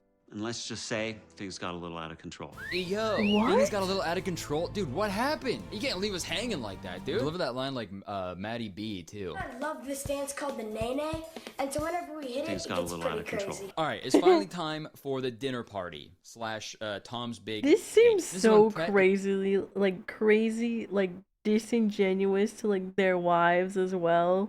Like her being like suspicious of a camping. I don't know, dude. I don't know. Megan tell everybody that they're expecting their second child. Megan is pregnant. Yay! Seeing Brett and Megan so happy really hits home for me, and it reminds me that this is what I want. Okay, It's time to lock in, Tom. Dude, yo, Pret, I'd keep an eye on your boy over here, bro. You just found out that your wife was pregnant. He's like, this is what I want. This is what I want. Who wants to friggin' impregnate your wife, bro? That's fucked. This is what I want. Okay, so Tom's date, Emily, shows up, and this is the moment of truth, because he was saying how Wait, I didn't nervous he see was her. about whether or not he was going to be attracted to her or not. I'm just not sure that I'll meet a woman that I feel attracted to enough that I can move forward and build a life with. So let's see how Tom feels about Emily. When Emily walked in the door, my first impression was, this is a cute girl. I thought she was attractive, and that's such a relief. Nice, man. That's how you want to feel when you go on a date with someone. Yeah, it was nice to meet you. God, I'm just so relieved. I was positive that I was going to find you atrocious. You want to split the bill? All right, so Tom and Emily, they're getting along for the most part grief, during their man. date. Everybody keeps making these like Wait, little the jokes. date is and... everyone's there? Actually, maybe They're not like allowed to be alone. Comments I actually don't know. that are making it really uncomfortable because Emily doesn't know anything about Tom's SSA. You grew up with dogs? Kind of, yeah. What kind? A wiener dog. That's a very appropriate one. That's the kind of dog you should get, Tom. But despite all of that, Emily really seems to like Tom. I'm having a great time. So at the end of the night, Tom walks her out and basically comes out to her as an SSA man. I'm attracted to men. I'm attracted to women, too. Right. I wouldn't be on a blind date with you if I wasn't. Thanks for telling me. Yeah. Yeah, I don't know if he fully explained what SSA was to her, but Emily was okay with it and she was down to see him again. What is it that you Oh yeah, what kind of dog did you have? A wiener dog. want the most? To be married, have a wife, have kids, have a family. Just to live the way I think God wants me to live. Bingo! There it is, man. Live the way I think God wants me to live. Not the way So Tom guys are wants to bi live. and the way I do think Tom is bi. But I don't know about like the rest of the husbands. Or maybe he's just lying to her. Cause he was like, I am also attracted to, but he did say he found her cute, so like oh, that's true. Basing the way you live I your don't entire know. life just to please a man in the sky? I don't know, dude. Can I give you a hug? Oh, please. Thank you. Thank you. I wish nothing but the best for them. At least they do have one thing in common. That's something. I don't think the SSA will ever go away totally. I think I'll always have some level of attraction to men. But I'm okay with that. And there you have it. That was My Husband's Not Gay. I think Tom is like, he's like so aware too. Like he's I don't know, he gives me like the most, what's the word? Like emotionally like stable. Like he's really in tune with who he is and stuff out of like the whole group. Because the other like couples were kind of giving like, oh yeah, it doesn't like, it's not real. Like it's not, you know, like it's like whatever. Like we just kind of ignore it. Whereas like Tom is like, it's probably never gonna go away, but like, you know, he just feels like he's the most aware out of everybody on this show, to be quite honest. Also, hello, sir. Hello. All very interesting glimpse into these people's lives. I had never heard of the SSA community before watching this, but after watching it, I just feel sad. I feel really sad after watching this. They said several times throughout the episode that this is what they want and that they're very happy. So obviously I'm not saying that these guys should like fucking like abandon their wives and children. It's just heartbreaking to hear the things they say so nonchalantly. And it's just sad that they feel the need to like push down these emotions in order to feel accepted into the church. I've watched a few videos online from Mormons who do identify as gay, but the current official stance of the LDS Church on LGBTQ plus people is you can have gay feelings, but you just can't act on these feelings. That is the official statement from the church. And if you do act on those feelings, then you can be excommunicated from the church and even your family. Really nice, guys. I guess it's a step up from the literal conversion therapy they used to do, but still, it's pretty mean. It's kind of messed up that a church that's supposed to be teaching you virtuous lesson is also able to excommunicate you from your loved ones for being who you truly are. And I think the whole like only acting on these feelings is bad argument is just silly, because what is acting on it really? Like picture this, what if you're a Mormon, you're standing on a packed subway car and you're facing another dude who's also standing on this subway car, and the train slams on the brakes super quick, jolting you forward, and you accidentally lock lips with this stranger. You just kissed a man. Would the church have a problem with that? And what if the train conductor slams on the brakes again and your hand slips down the stranger's pants, and then the subway malfunctions, so it's accelerating and reversing back and forth over and over and over again, so you're full on giving this stranger an old-fashioned until completion. That happens sometimes, okay? And then what? Is the church gonna have a problem with that? This would never happen. Alright, that's it. Thank you so much for watching. Hope you enjoyed it. If you did, please press the like button, okay? Because believe it or not, one like equals one of these shirts I will put in my closet. Or, you know what? Not in the closet, because we should all be living openly and freely. Leave a comment, let me know what you think about this. I'm sure people will have a lot more intelligent and nuanced. I still think the other one we watched, the AI lady, the AI, what was it? The AI lady who was like obsessed with her, addicted to her AI boyfriend was crazier. I still kind of feel like TLC has some talent at finding like people like this lady who, I don't know, or like they have to play it up. They have to, like, it has to be played up, right?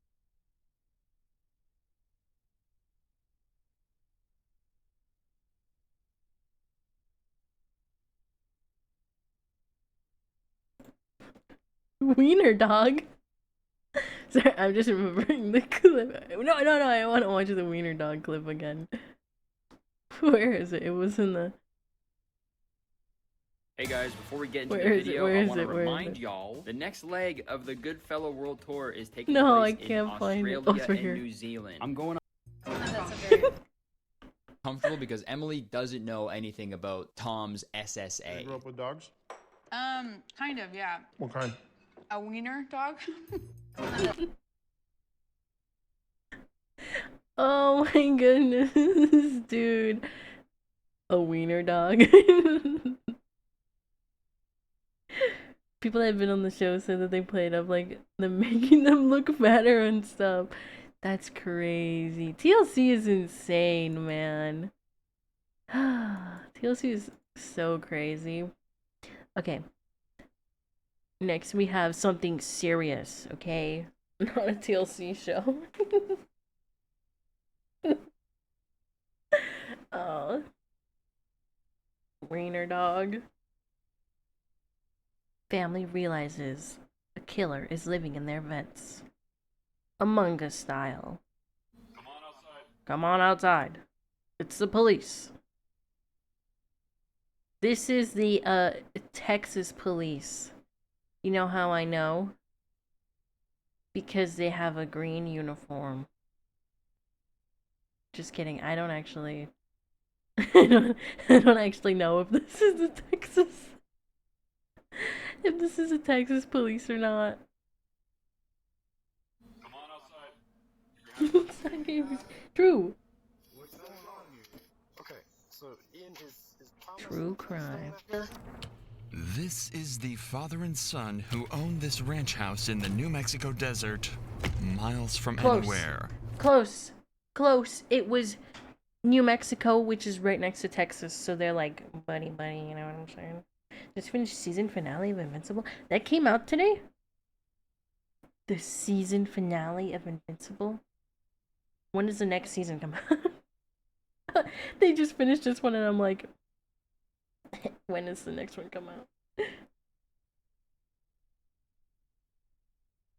Next year. I'm not waiting that long. I'm kidding. I don't even watch that show. I just look at what people are saying online about it. Because I'm nosy. Was it good? Was it a good season finale? Was it left off on a cliffhanger? Was it good? Tell us your opinions.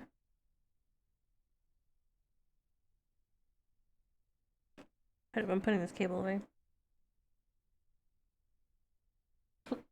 Actually, I think I was annoying my sister the other day because I was trying to have an intellectual conversation with my brother about stuff, and she was just annoying me. Don't plan on watching the show. Maybe I want to watch the show. Maybe in the future I'll want to watch the show. Also, I don't want to put any spoilers for anybody. Just kidding, we're watching it right now. I'm kidding. No, we're gonna watch this video. But the aura. But spoilers for chat if they haven't watched the new season yet. We have to watch this. This is the Among Us true crime video. Police believe a murderer is hiding inside their home. Thomas Lopez, a man who, days earlier, beat his girlfriend to death. Do you know where he might be staying at or anything? But what makes this interesting Why would he be is in that their the house? son is in fact hiding this man. And the father is about to find out that his son is protecting a murderer inside the vents of his own home. They said he might be in the vent. Thomas, talk to me, man. I know you're down there. We don't come over here for simple stuff. Yeah. So what's this is dead? This is unironically a fear that I have, that like someone is just like living in my walls. My house is kind of old, and sometimes it creaks. And when I was younger, I was like, oh God, there's someone in the walls. But it's just like the house like settling. On the 24th of February, police were called to a hospital in New Mexico to investigate something horrifying. 26-year-old Sabrina Calderon had just been brought in, unconscious, covered in bruises, barely clinging on to life. We are in your walls? No. So her name is Sabrina Calderon. No. Is in Surely such not. like dehydration that her kidneys are failing. She is too sick for even us to take her. And who brought her in? I don't know why they don't get more animators though. It's like one of the biggest series out there right now, and they got like 4 people animate it. Yeah, I agree. I heard it's because they spend all their money on voice actors, and I think that that show deserves better animation. I've seen some. I saw the one clip of like a dragon. I think it was a dragon. I saw one clip of a dragon where it like dead ass is like kind of animated, and then it just turns into like a PNG like zoomed in. Yeah, I think it. I'm sure people are only posting like the worst of the worst, right, when it comes to the animation, but I do really wish they had better animation. Yeah, I agree. Especially because it's by like it's made by Amazon, right? Like Amazon has all the money in the world. They should, I feel like, put more money into it, especially because besides like Marvel and DC, it's like I think it's by Dark Horse Comics, right? Published by Dark Horse. Like it's huge for what it is, you know. So I agree. But again, I probably just see the worst of the worst. They probably do have like some sections that have good animation and stuff, but anyway, sorry, I will stop pausing the video and we'll watch it. I'll probably pause it a couple more times to say stuff, but for now, I'm just gonna let it run. I believe it said they thought it was her dad. What is that, would you say? Is that something from being hit? Probably. She's 26 years old. She should not be in this condition. Right. Sabrina is in such critical condition that the nurses are almost certain she won't survive. But what made the hospital so suspicious is that Sabrina's injuries were that of someone who had been viciously beaten, and the man who dropped her off left almost as quickly as he possibly could. The hospital called in police, but with no leads, the cops decided to use her emergency contact info and call up her dad to see if he could shed any light on what just happened. Can you hear me now, Mr. Calderon? I know I said I wasn't gonna pause it, but this is like true crime related, I guess. I did see the David thing. I don't know if we watched anything on stream. I don't think we watched like a video about it on stream, but I think we did talk about it. Insane case, by the way. I will be so surprised if he is not like found guilty, like given just based on the evidence that was like being passed around like when the case first was opened like on the internet. I would be surprised because they have much more evidence than we do, you know. They have access to like his house and his cars and his phones and his all the stuff he has, right? I would be really surprised if they don't find him guilty, because good gracious, he pled not guilty? Is it true? It's genuinely like, first of all, like the crime committed was demented, but it's also like so well documented through his music that it's really eerie. It's a really weird case. I don't like it. It's really gross. But I didn't do it. Guys, have you ever considered I didn't do it? Have you ever considered that? He said he wasn't the one who directly killed her. Really? Huh. Maybe she OD'd and he hit her because I thought they released her autopsy though, and there was signs of puncture wounds on her. Why did my light just flash? They found me. No, please. I didn't look at it too much, but I did hear that they released her. No, it is called like an autopsy, right? Like the report, the autopsy report. But I wouldn't be surprised if some weird stuff happened like that. I don't know. I know they're going to start the trial tomorrow, I think. Right? They're trying to do it relatively quickly. Well, one, because this case is like over a year old, but also I think they have everything that they need to like get him. Even if he's like, I didn't do it though. I think, I don't know. We'll see. I think they start tomorrow though. Yeah, I agree. I think he's cooked. Like, between like just the song that he released, right? Where like the song is literally called Celeste, and like the lyrics for it is insane. Just that alone is, I feel like, pretty incriminating. But like everything else that's like been around on the internet is insane. No more Invincibles, dude. It's insane. It's even more crazy to me because like I had known about him for like a while, right? Like I'd heard a couple of his songs. And I was like, oh yeah, I guess. And then like he got Arcane, like he was on Arcane, and then he got Invincible, and then it was rumored that he was going to be on Beyond the Spider-Verse, and then like this everything came out, and it's just like, gosh, what a crazy, like, the fastest like come up and just immediately down, just woo, downwards. It was insane. It was really crazy. It's a PDF file. Yep. Again, there's so many things that they are accusing him of, and if they don't get him on at least just like the lewd act stuff, I think it'll be crazy. Like a Minecraft. Yeah, once yeah, once a Minecraft YouTuber hits 1 million subs, it's just, it's cooked from that point, you know. Yeah, I think it's tomorrow. We'll see how that goes though.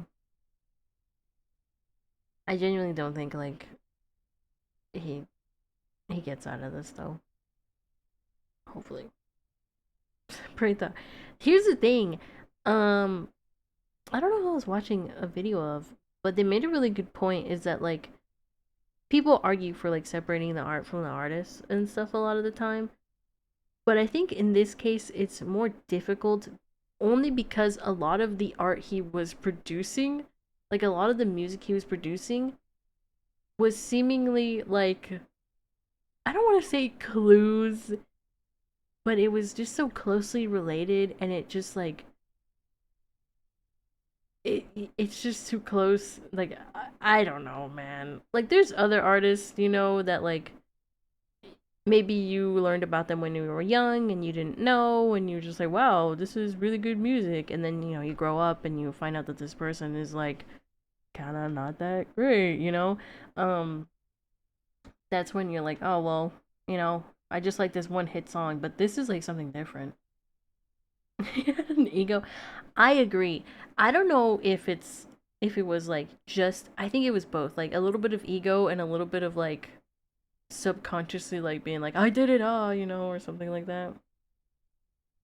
So anyway, yeah, no, it's definitely something that's just like so crazy, like intertwined, that for me, at least personally, it's not something I can separate from like his music. So yeah. It's crazy. It's so crazy to me. It's actually, and people keep bringing up like more things. Like, I didn't know that Pokimane was in a music video with him. Him and I think it was Jason. They were like in a music video with him, and it's like the music video is about like Pokimane like dying or something, and I'm like, this is insane. Yeah, him and Jason were friends, huh? He had him on stream a couple of times. I think they were pretty, not, I don't know how close they were, because I don't watch Jason, but I have seen like clips of them together. But yeah, it's just so weird because it is so well documented. Like everything is so well documented between like his music and like his posting. Like everything he did was so weird and so calculating. Like posting a video of the song on like her birthday or like the day before her birthday. Weird as hell. There's like screenshots where they were like all in a Discord together, and like clips where they're on stream together, and like deleted VODs where they're together. I don't know. It's just so well documented. It's really weird. It's super, super gross. And hopefully they get his ass. Get his ass. Bro, he was a certified creep. It all seems really not premeditated, but like, I don't want to say premeditated, but like very manipulative, the way that like he was kind of like moving, moving around her, at least from what we've seen. Again, I don't know. We don't have all the evidence. I'm sure the DA's office. The DA's office. I watched one season of The Rookie and I'm like, the D's office. the DA's office. Had to be because, yeah. Yeah. Yum. Agreed. Yeah. Yeah. But yeah.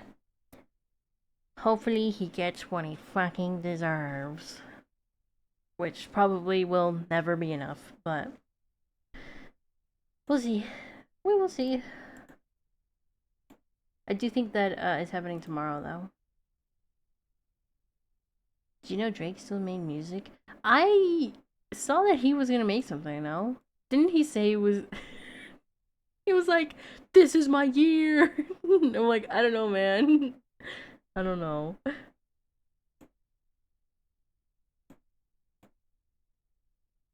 I don't know. Iceman? Is that the...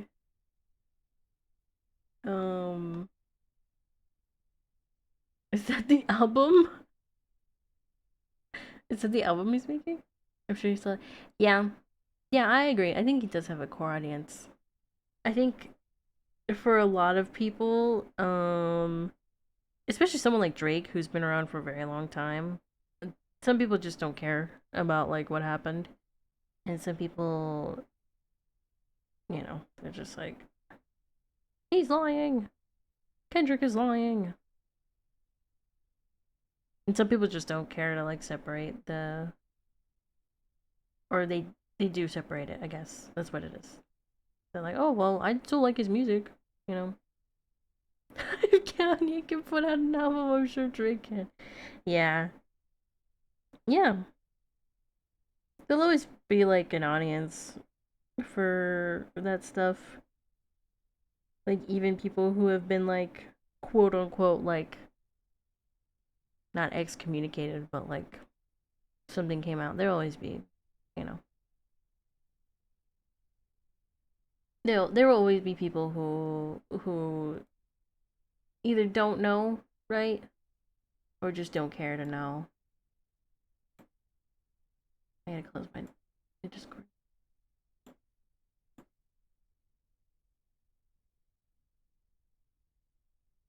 Why is it not closing?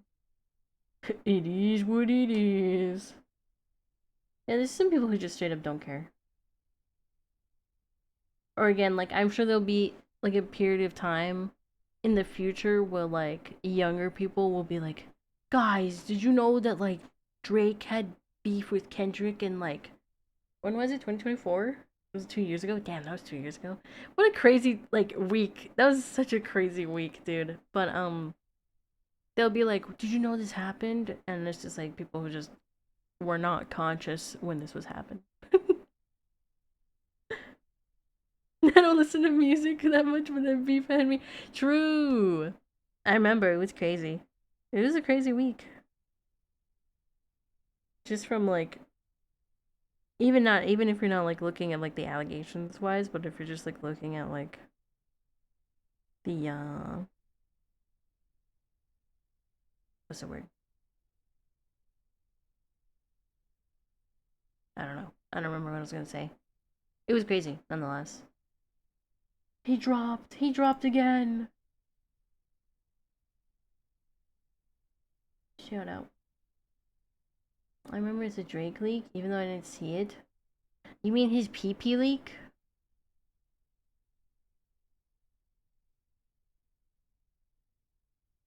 Talking about his pee-pee leak?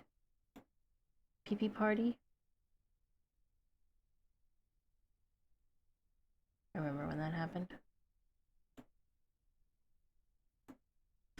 Anyway, yeah. Hopefully the David stuff goes the way that we all hope it does, but no, his pee-pee was yeah, it happened.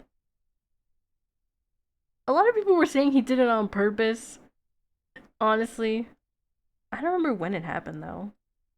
I just remember it happened. I don't remember when. There's an emote that fits it, but we don't got it. Oh gosh, what emote is it? I'm sure. Oh yeah. Everything is PR nowadays. Oh no, I leaked the chat model. Oh no, I leaked this.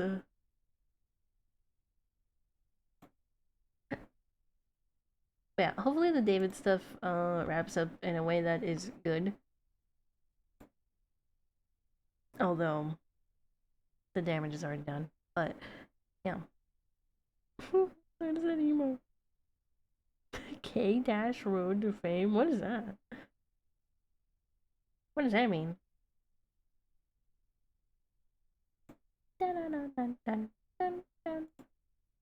Oh, the Kardashians. Dude. Yeah, because they had that video, huh? I always forget that's how they got famous. I think I asked my dad one time how they got famous, and he was like, oh, their dad is like a lawyer. This is when I was very young. And I was like, oh, okay. But I don't think he wanted to tell me the real reason why. I don't even know why I was asking him, but... That was when I was but a wee little child.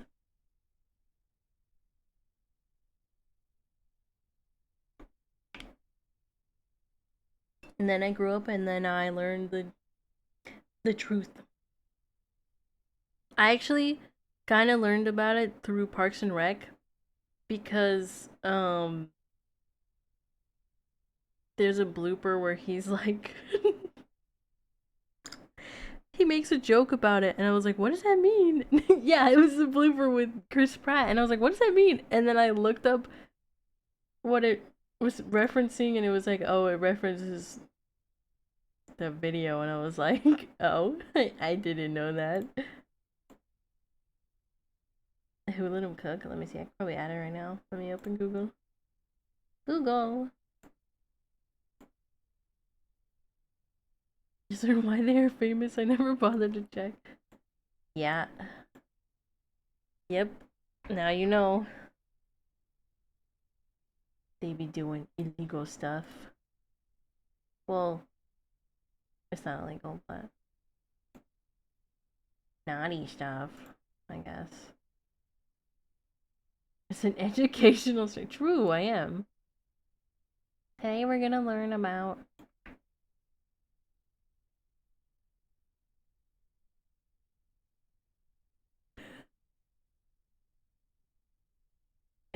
Is this it? How babies are made. How Nepo babies are made.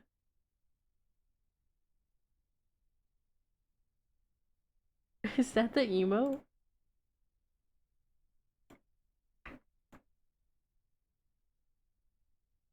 Who let him cook? I was actually so fast to put the emotes in. I'm looking for the Drake one. Okay. I use 7TV if that helps. Anyway. More educational times are incoming. Okay, let me not get distracted. Let's watch this video. Where were we? Oh, yes. Man living in the vents and how this is one of my biggest fears is someone living in my house without me knowing. Because it happens. Alright? It happens. Did you see that lady on TikTok who, like, took her mirror down and there was a huge hole behind her mirror and there was, like, someone living in the apartment behind her house? Or behind her apartment? Scary, okay? I know it's an apartment building and I live in a home, but like, you never know, man. You know, you never know. Could Just you tell me saying. what happened real quick? Why she has these injuries? I'm just saying. Yes, Thomas Lopez, he got it from here. I guess at knife point. He took it over there, and Where's over there? it's a ranch house. He had it locked up in the room, and he was just beating her. She said he was beating her every day. That was almost disturbingly simple. Apparently, a man had Whoa. taken her at knife point from her dad's home and was beating her every day at a Why is there like a house out on a 3D ranch somewhere in New Mexico. projection The or cops find it projection, extremely strange that thing? he never contacted police, so there is some amount of suspicion to cast on him. Regardless, they ask him for some details about the guy that he claims did this to her, knowing that if this lead hits a dead end, they know who to suspect next. Where does he live at? He was just going from place to place. How did you get her? He ended up taking her to the hospital, and I thank God for that. And dropped off and took off. Do you know what he looks like? I sure don't. I sure don't. Say his name one more time. Thomas Lopez. Thomas Lopez. Thomas Lopez. Okay. Police now have a That's what name, we're looking for. Thomas Lopez. The victim's father claims that Lopez was the one who both attacked and dropped Sabrina off at the hospital, which would explain why he was in such a big rush to leave. Weird. Where do you think he resides mostly? In Carlsbad or in Portales? I mean, he's just staying wherever he could, I guess. It seems like Thomas is going to be extremely difficult to track down. The cops don't have a description of him, he has a common name, and constantly jumps from place to place without a known address. If this guy had gone on the run, it could be weeks before they managed to find him. But that's when everything changed. Sabrina briefly woke up and found the strength to confirm that it was indeed Thomas that had done all this to her, and she managed to give police the address of the ranch her father mentioned. All before taking her final breath and dying moments later. Sabrina had just solved her own murder.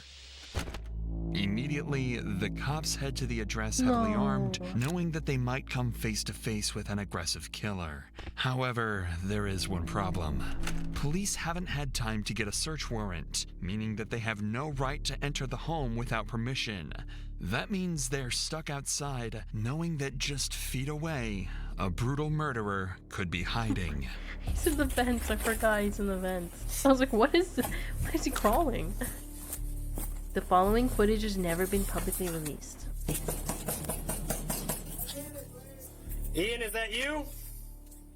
Ian, come to the front door for me. There's a dog. I see him wagging his tail. It's the sheriff's office. Oh, he walked away.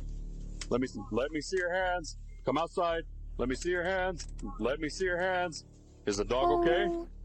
Hey, Rice, I got contact. I don't have nothing. Okay, sit tight right here, man. There's so many dogs. This is Ian, part owner of this ranch and good friend of Thomas Lopez. Sabrina had told cops about him and said that he could be vital to tracking Thomas down. At this point, the cops have no idea how much Ian knows, but they do know that his house is supposedly where Sabrina was attacked. For all they know, he could have been involved as well, so they have to be extremely cautious when dealing with him and clearing out the house. Who's all here, man? My father, my friend, Bugsy. And Thomas in the vents. I don't know. Come on outside. He doesn't know his friend's real name. What's going on here? Thomas Lopez staying out here? Or has he been out here? Been out here a few times. Yeah. Is there anybody else inside? You said Bugsy. If I can go with you with the door, can you call her outside? Yeah. Okay. Let me go get her? Yeah, well, just call her from the door, please. Bugsy is another one of Ian's friends that happened to be staying at the property around this time. Bugsy? She couldn't have anything to do with the crime, but cops are still pleased to hear that there might be another witness, and someone that could help them track their suspect down. So what we're doing, we're asking everybody to come out of the house. We're fixing to do a search warrant on the house. And supposedly there was an incident a couple of nights ago where somebody got beat up out here. And so now we're securing the house to do a search warrant for evidence. Okay. See how Perry keeps looking over to Ian? It's almost like he knows something is wrong, because this isn't the first time that Ian's brought criminals over to this house. Something police would later bring up. What are we doing, man? With that said, Perry obviously doesn't want to give his own son up to the police, so he decides to stay quiet. We're good. We're out here with Ian Whalen and his dad, so there's nobody else in the trailer, so both are just chilling out here for right now. We're Temple. Notice how Ian doesn't say a word. That's because he, just hours earlier, helped Thomas crawl into the vents inside his house to hide him from the cops. Insane. However, his father has absolutely no idea. Yeah, we're good. We're good for the next few minutes out here. Warrant? That'll work. Thank you. Well, we don't have it right now. We're getting it. Like I said, we just came here. Okay, well then we don't have to do anything you say. We're securing the house. You don't actually have a warrant. No, I do not have a warrant. Okay, Ian. So suspicious, dude. Come here. I'm exercising my right. Ian, come here so we can talk. Okay. Would you mind if I walked inside with you, just so we can make sure there's nobody else inside? Sure. Okay. I will go with you. Like I said, I'm not looking for anything except for just make sure there's nobody inside. They're still not 100% sure that the house is empty. Ian mentioned someone called Bugsy, but wasn't sure if they were still around or not. So the officer prepares to head inside and clear the scene with Ian. Okay. Backrooms color. You mind if I flip on some lights? Yeah, go for it, man. It'd make it easier for both of us. I'll grab it. And you don't have anybody staying with you currently? No. This music's so creepy. I just want to make sure, not somebody waiting behind me, Dog shit's back here, man, so Okay. Do you mind if I walk, make sure there's nobody on this side? Go ahead, man. Okay. Appreciate it, man. Yeah, That is such a crazy emote. Thank you. Do you mind if I walk in here? Go ahead. Like I said, I'm not worried. Go ahead, dude. I'm not looking for anything. Just make sure nobody's in here. Sure. Yeah, it happens, man. Do you mind if I take a look inside? Yes. Appreciate it. That too. Okay. Thank you. Across the fees filming. Right on. Do you have just friends stay from time to time, or you have? Yeah, once in a while,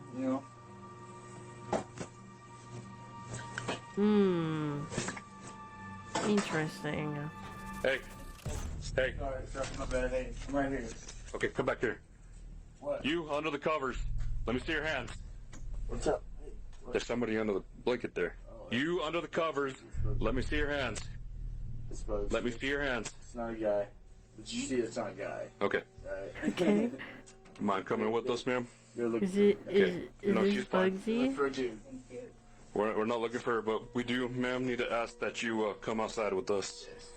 Clearly, Bugsy isn't the person they are looking for, but she would turn out to be extremely useful to the case down the line. She's been staying at the house recently, so the cops keep her around thinking she might have seen something Ian didn't. The officer then clears the rest of the house and finds it to be totally empty. In the meantime, the officer outside catches Perry up on everything that's been going on at the house lately and what they plan to do in the search. So you're referring to this Thomas girl, aren't you? Yes. Yeah. Thomas has gotten himself into some pretty heavy at this point, so. Yeah, but what I've seen of it, I don't care for the dude. Okay. Keep this between me and you. I'm here trying to make shit right, and I apologize for my son. You know what happens. What's up? Okay. He's gonna be pissed when he finds out he's in the vents. Yeah, obviously not the guy we're looking for, so. Mr. Whalen? Yes. So they're fine where they are right now, but what it's sounding like is the investigators are wanting to do the entire property covered in the search warrant. So what does that mean? Well, meaning the car's gonna have to stay here. Okay. They're okay in there for now, but they are asking the entire property. Yes, y'all sir. want to go through the barns? Yes, sir. That's what it's sounding like. We could probably go do that right now. Well, the well house is locked up and the barn's unlocked. Okay. But I could take y'all on a tour if you wanted. I would like to see we're the gonna wait for them barn. to get the paperwork done, just In so the that warehouse. I don't think. I'll be honest with you. I don't think Thomas is hiding in the shop or something like that. But Look on at the off that. chance that he is, So I don't cute. want him to have the ability to talk to a lawyer and say, "Well, they illegally searched the barn." Even if we have permission at this point, we're just gonna kind of stand by and do it by the books for the paperwork. Okay. The thing is, Officer Rice was wrong thinking that Thomas wasn't hiding on the property. Had he gone looking for him on his own, things could have ended much, much worse for him. However, the day is coming to an end, and it's time for the officers to go over everything they've figured out so far. However, they can't risk Ian or Perry overhearing any of this. See if you can figure out why that might be, and we'll reveal it after this clip. Okay. She's been living here? Probably. Did you ask her?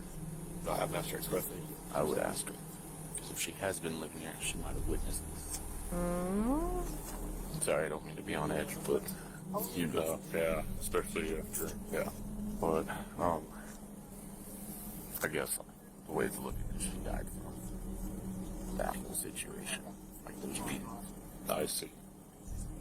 I'm guessing there was some internal injuries. Okay. So it wasn't like we tracked her down. That's the way it seemed. Okay. The officers are clearly trying as hard as they can to conceal the exact details of the case from Ian and Perry. That's because detectives plan to interview them later, so the less information that gets put into their heads, the better. This is usually for two main reasons. If they're guilty of something, this stops them from changing their answers to hide evidence based on what they know. Or, if they're just a witness, it stops them from giving answers based on what they heard from the cops, rather than what they actually saw, protecting their credibility in court. It should be made clear that this isn't the first time that cops have been dispatched to Ian's house. And in fact, multiple criminals had been arrested here before, though never Ian himself. He just seems to hang around with the wrong people. Let me tell Ian. Okay. What do you mean you're bringing criminals to my house? We cannot take the car. Okay.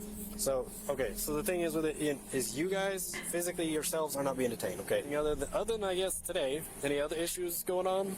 No. Nothing? Okay. That's good, I guess. Fortunately, no. Yeah. Got a nice place out here. You gotta be more selective about who comes out. Yeah. Yes, dude, honestly, when I lived out in the county, if I had friends over and they brought somebody I didn't know, I would straight up tell them back, guys, I'm cool with all y'all. So, but him, I don't know him. And if I don't know him, he doesn't need to be here. If you haven't noticed, the longer this goes on for, the more uncomfortable Ian seems to get. And as that continues, the cops start to get more suspicious too. Ian is so After having multiple criminals caught and arrested on his property, you'd think he'd start to be more careful about who comes over. That's what made the cops suspicious here. If he's been hanging around so many criminals, he might feel obligated to cover up for them. That's the main thing on the officer's mind when he decides to bring Ian to the interview room, but they actually decide to wait before questioning him. They have a fairly large number of witnesses for the case, so they want to get as much information from the others first before talking to the riskiest of the group. Ideally, they'll get information that could help catch Ian in a lie and force him into telling the truth. So they start by questioning his father, Perry, the owner of the property. Too many people coming and going. I'm getting sick of this shit. So you were in your room, they had been there a couple of days. You heard her getting slapped. You knew she was getting slapped by the way she was sounding. You peeked out. Ian was telling her, hey, y'all need to calm and quit, or whatever he said. The girl outside, this Elizabeth chick, and some other guy. He does seem really like, She said, y'all need to help me. But that, apparently, this is two different women. See, I thought the girl that got beat up was not this girl. I don't know. I'll stay back in my room. But you saw a woman getting beat. Yeah, but I didn't think it was her. She was already in Carlsbad, right? Is it time? She just barely got in Carlsbad, probably Friday. It seems that Perry absolutely heard Thomas attacking at least one woman, but wasn't able to confirm who it was. He backs up Ian's propensity to let anyone and everyone over to the house and tells the cops that it was bound to end up badly eventually. If Perry can identify the girl that he saw Thomas hitting, though, it could be a massive help for the cops, as it would mean all the evidence lines up and they can begin their search for him immediately. Suppose we just got you got the faces mixed up? Because you don't seem sure, but you knew it was women. I thought there's two. There is. Thomas did beat up another girl that he has warrants out for his arrest now too. That's why he's running. Good grief, man.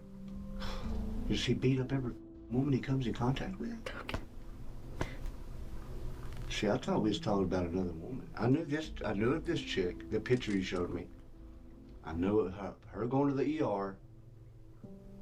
But the chick that I heard through the walls saying, y'all gotta help me, was not her. Through the walls? Perry is saying that he had heard Thomas beating a girl up, but that it was a completely different girl to the one that they were looking for. So now, there was even more reason to catch him as soon as possible, as it seems like this wasn't an isolated incident at all. Maybe I'm confused. Because, okay, once You're she went confused. to the ER, she never went back to the house, I'm fucking confused. Right? Okay. I'm thinking of another chick. Does that make sense? No. But we'll figure it out. I'm sorry, man. That's all right. This whole thing is just confusing for me. I need to be more involved, I know. with who comes and goes, but, you know, he thinks he's a grown-ass man now. And Ian's gonna have to start putting his foot down about who stays at the house. Plain and simple. Well, we need to get this fucker, man. Perry unfortunately didn't have much else to add, so now they turn their attention to Bugsy, their surprise witness who might just have the answers they're looking for. Okay, because you might have seen or heard something that happened out there at Ian's house a couple of days ago. Honestly, I just got there today to do some laundry, so I have. Well, Ian says you were out there a couple of days ago whenever this incident happened. Okay. Okay. Do you know Thomas? The guy that's always out there with Ian and all them guys? I mean, I've seen him a few times out there, yeah. I mean, even if I was there, I didn't see none of that. Did you hear any of it? I didn't. At first glance, it seems like Bugsy might not be as much help as they anticipated. But things can change quite quickly when a witness is told just how serious the situation is. That's why the officer decides to let her in on what happened to Sabrina and see if that jogs her memory at all. The reason we're here is because there's a girl that was with Thomas. Today, she started having complications from what Thomas and Sabrina had an altercation over. Okay. She is now deceased. Unfortunately for the cops, this didn't change the fact that Bugsy hadn't seen anything at the house. However, she was able to give them one piece of information that could end up proving infinitely more useful than what they were hoping for initially. She gave them the address of another house Thomas was known to stay at. Inside that house is actually another one of Thomas's victims, and the police are about to discover that he's actually a serial domestic abuser. This is crucial to build a strong case against Thomas. Does he just abuse every woman he comes into contact with? Yes, Thomas? apparently. He's not here. My friend Monique, that's her boyfriend. Okay. She asked me to stay here because she's. Is Monique not here either? She went to Clovis. Okay. And I'm just watching. Do you know where Thomas is? He's not supposed to be We just here. really need to talk to him. He's not supposed to be here. We changed the locks for her. Changed the locks for her. Changed the locks for her? Oh, yeah? Yes, we changed the locks for her. Okay. She doesn't have a phone here. Was she battered a while back? Yes. Is that what that... Do you mind if we just make sure he's not in the house? That's fine. Jamel. What's that? I'm her friend. But nobody else is in this house? No. We're looking. The only thing is that she called me, so she scared me. Uh-huh. My boyfriend changed out the locks for her. He took her phone. W boyfriend. Oh, he took her phone? Yeah. When you're saying her, who are you talking about? Money. She hasn't been here all day. I came to stay here for her. But she still lives here? Yes. She hasn't had contact with him that you would know of? She pretty much wanted nothing to do with him? How long ago was their incident that happened? That was yesterday. What a good She friend. called me told me to come change out her locks because she's scared me. It turns out this is the home of the other girl that Thomas had reportedly been What a beating, good which, friend. if anything, is worrying the cops even more. Since we know he's not limiting his violence to one girl, it would make sense if he's hiding out here waiting for this girl to come back home. To the roof. The homeowner, however, is telling the cops that he's not here and she's not seen him for days. Is she working or where is she at? I hope that happens when they actually catch him. He just falls out of the roof or some shit. Oh, I mean, I guess that's what it means. It was about 7:30. On the ground. Does he have any friends around here that we know of? Fathom. That he hangs out with? Family? Of him because she's my friend. Uh-huh. But I know she don't have nobody to terrorize her. Do you think he still has her phone? Oh, he does. Get that number. He does have her phone. The officers continued to search every room in the house as well as the attic, but weren't able to find him anywhere. According to everyone they'd talked to, Thomas had gone off the grid and was nowhere to be seen. But there was still one person they hadn't talked to. The one person that they knew was acting strange from the very beginning. Ian Whalen. If anyone was going to know where he was, it was going to be Ian. So later that night, they brought him into the interrogation room for hopefully the last interview that they'd need in this case. Their cameras are down, so I'm using this thing, okay? Okay. I'll explain to you why we're here. You're looking at us like that. You're not in any kind of trouble, okay? You're not in any trouble. You have any idea why you might be down here? Well, yes. About what? Because of the fight or whatever, I guess, that Thomas had. Right? You know anything else about it? No. Remember, Ian hasn't been told any details of what actually happened yet. He doesn't know that Thomas killed Sabrina, or even that there was a physical exchange. But that's all about to change in just a few moments. Tom, let's talk about Thomas Lopez. When's the last time you seen him? It's been about like a day or so. A day or so? When I put him in my What about his girlfriend vents. Sabrina?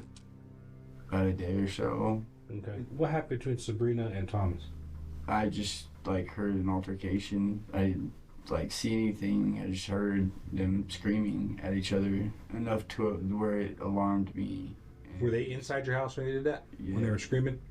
Okay. Was there anything physical going on, or just screaming? Did you see anything physical? Did you hear anything physical? Did you hear her yelling stop or him stop or anything? No? So whenever you heard screaming and stuff, where were they at? Like, I guess it would be like down towards the kitchen area.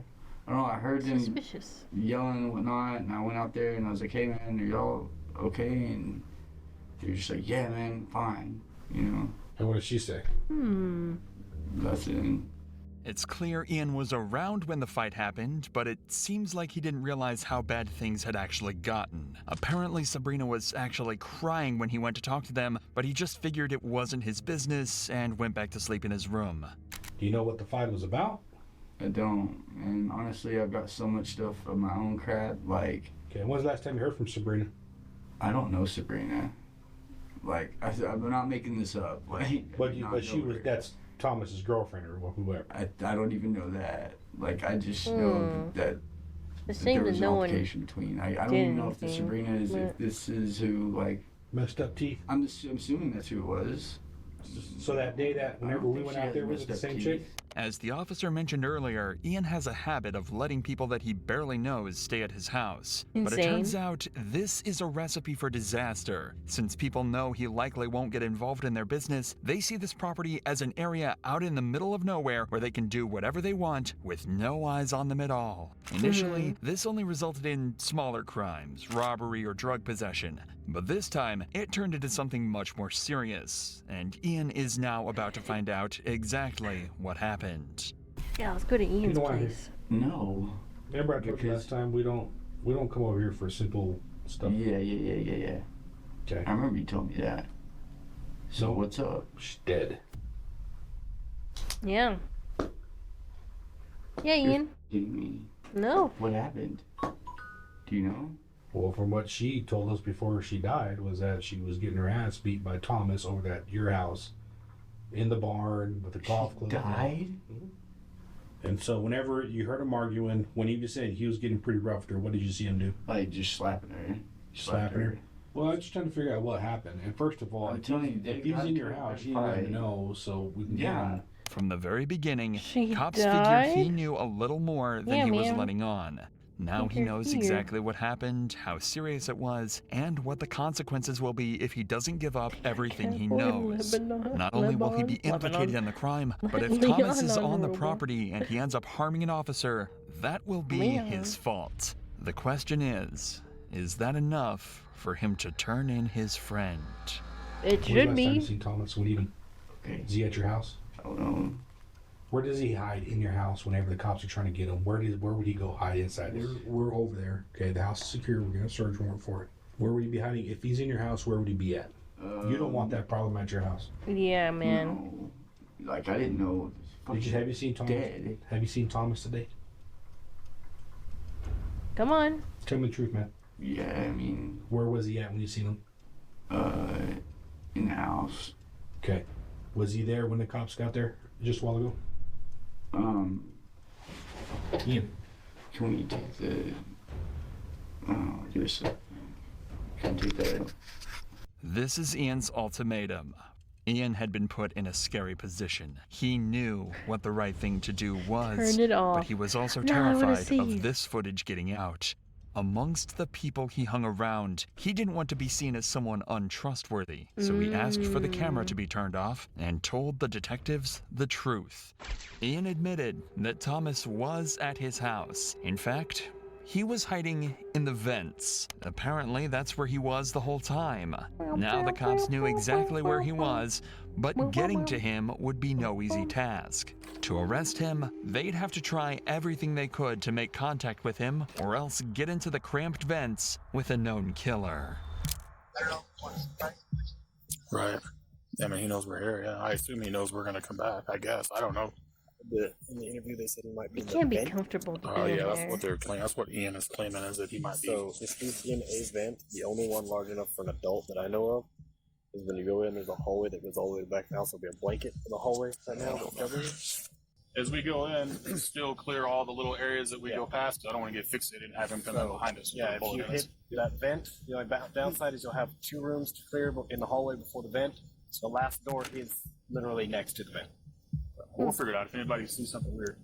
Several cops made it to the scene a few minutes earlier and have managed to locate the vents they think he's hiding inside of. Thomas, this is the Roosevelt County Sheriff's Office. We need you to come outside.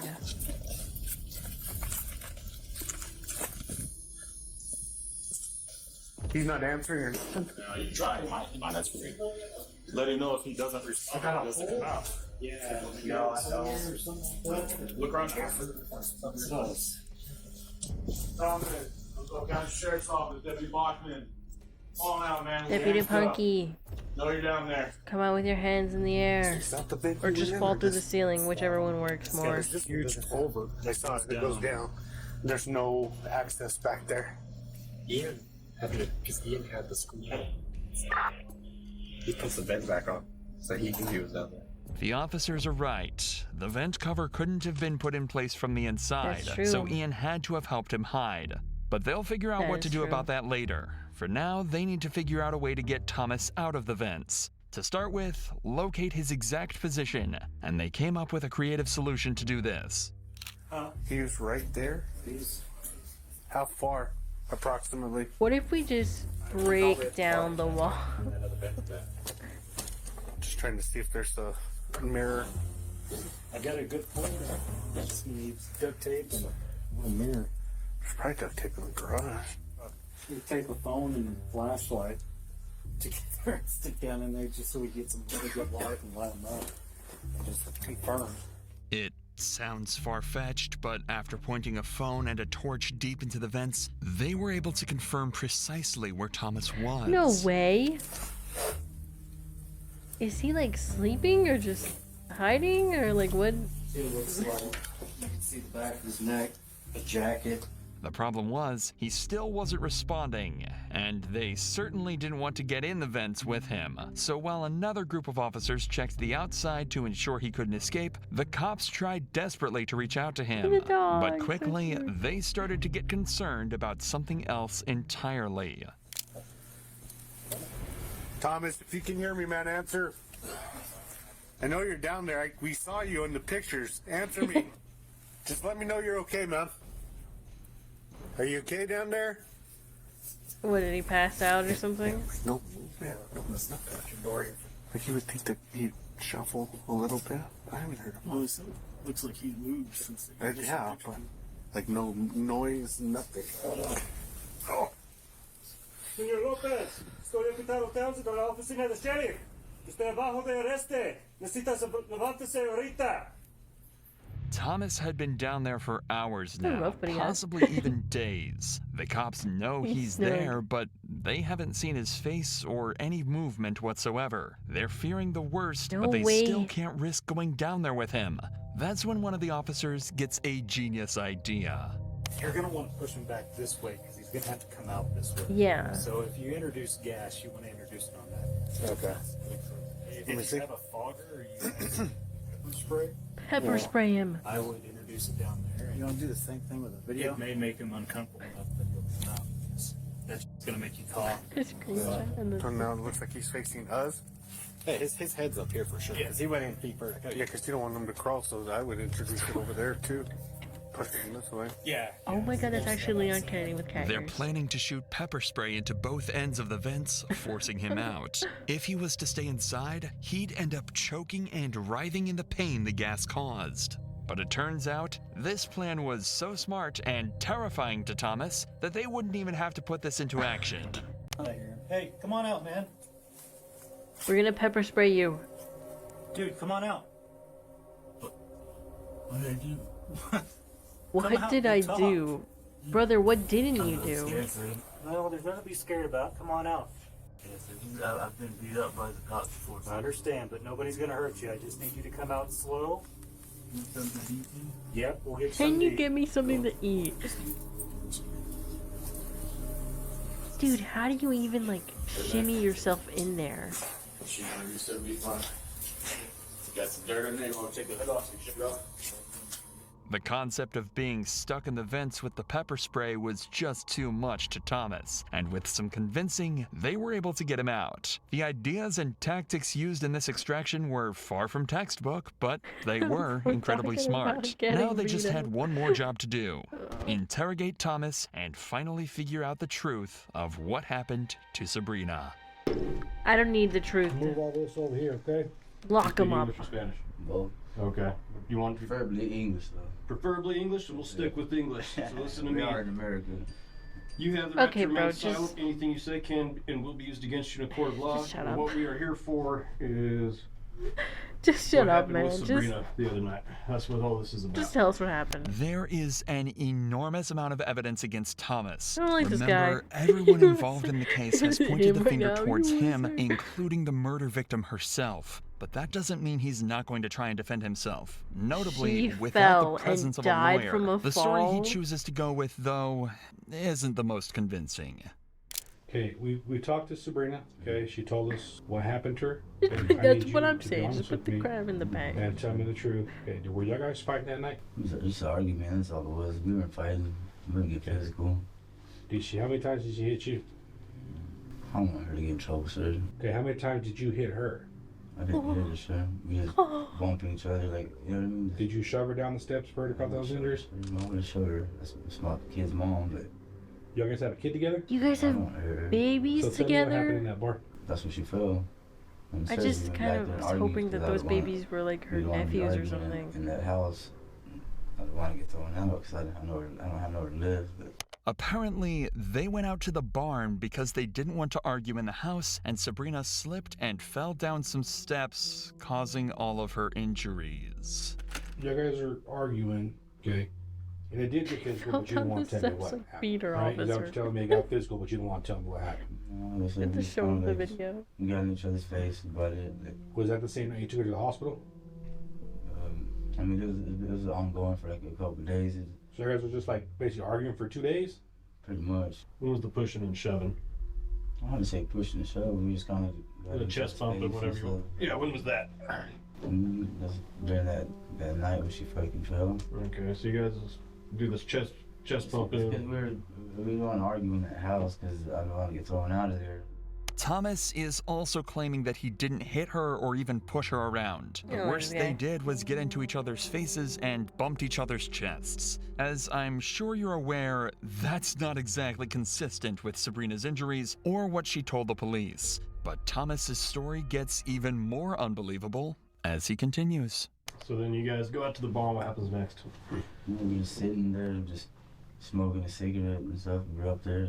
So you guys go up, and are you like upstairs in the barn? Is that what you're saying? Yeah, in that loft. We start up there, and then she starts coming back down, and she fucking loses her footing as she goes down the damn steps.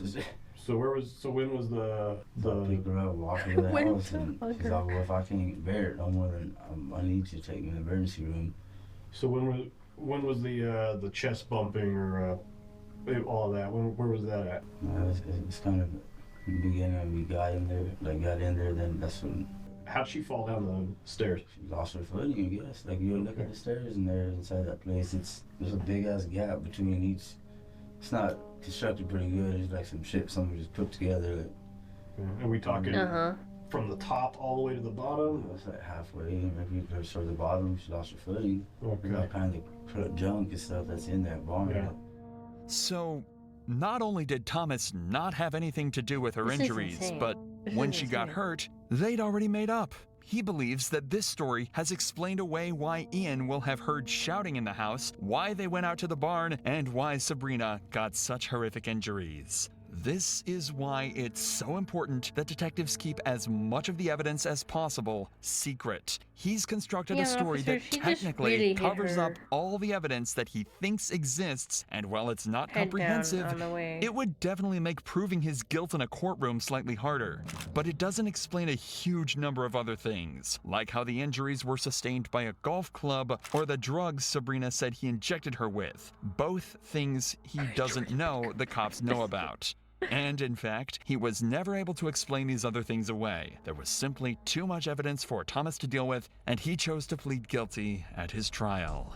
Nurses from the hospital told the jury that Thomas had initially told them she'd fallen down the stairs too, but Sabrina immediately refuted this claim when she woke up. She said he'd hit her multiple times with his bare fists, struck her multiple times full force with a golf club, and had her tied up to a chair in the barn for a large amount of time while this all happened. Even worse, she said this had been going on for around a month, and for the entire time, she felt as though she had been held captive.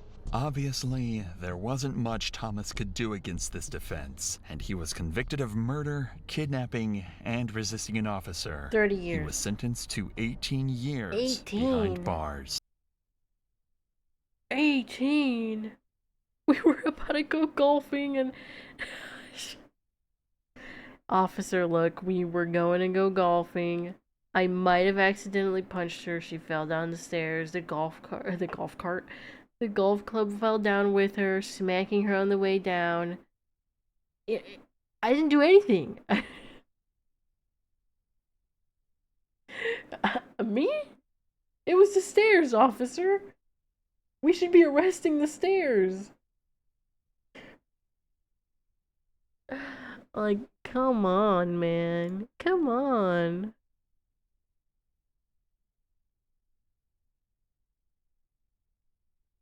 That's the other thing. No one in that house said anything. Yeah, it wasn't my business. Anything that happens in my home is my business. Agreed. Like, who owns the house? Ian or his dad? His dad. You know, I feel like if my son was, like, bringing around a bunch of random people and be like, son, I love that you have friends, but you need them to tell them to go home to their house. Because this is my house. Oh, sorry, that was probably so loud. I got really mad. I hit my water bottle. Sorry. This is my house. Yeah, I don't know, bro. We've watched a couple of episodes of Dr. Insanity now, and I feel like a lot of the sentences that they give these criminals is not enough. What do I know? I'm not got work. I'm just, it's so crazy. I don't know, like, my parents don't even really let us have people come over, right? Especially when we were younger.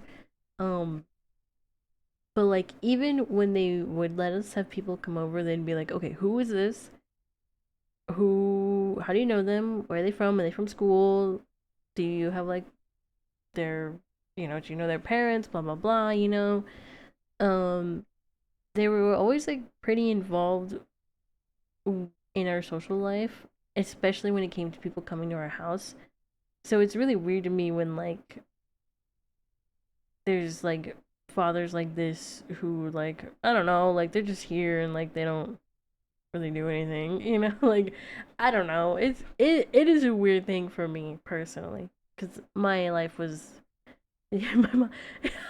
That's my mom, dude. She's so funny. She's so funny. My mom's so funny. But yeah, they were always usually very I don't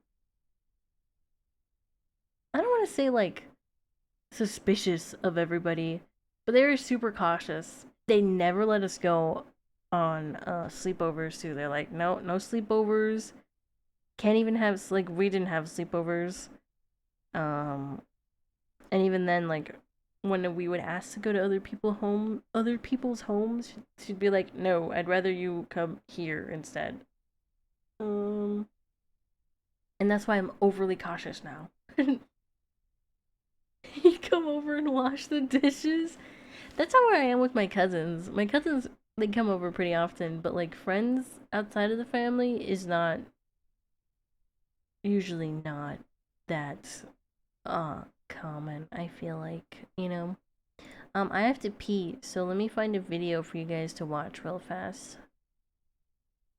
Let's see. Wow,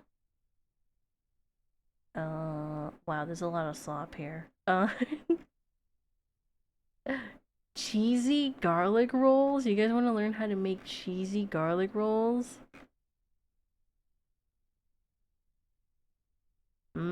Yes? Okay. Or do you guys want this grilled cheese over a forest stream? In the forest. You guys need to reconnect with nature. We're doing this one instead. It's time to touch grass while I go pee and refill my water bottle. Okay, I'll be back. Take notes on the video. I'm just gonna be a quiz when I come back. Alright.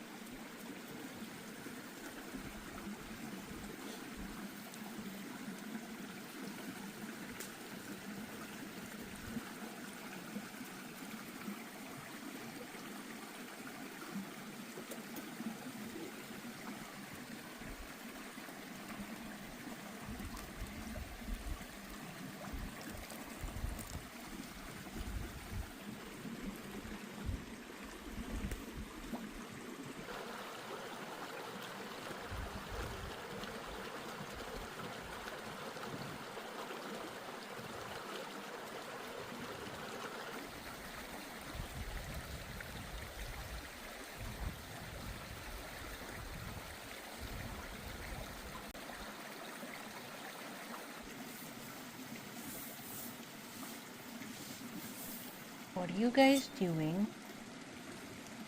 What's going on here?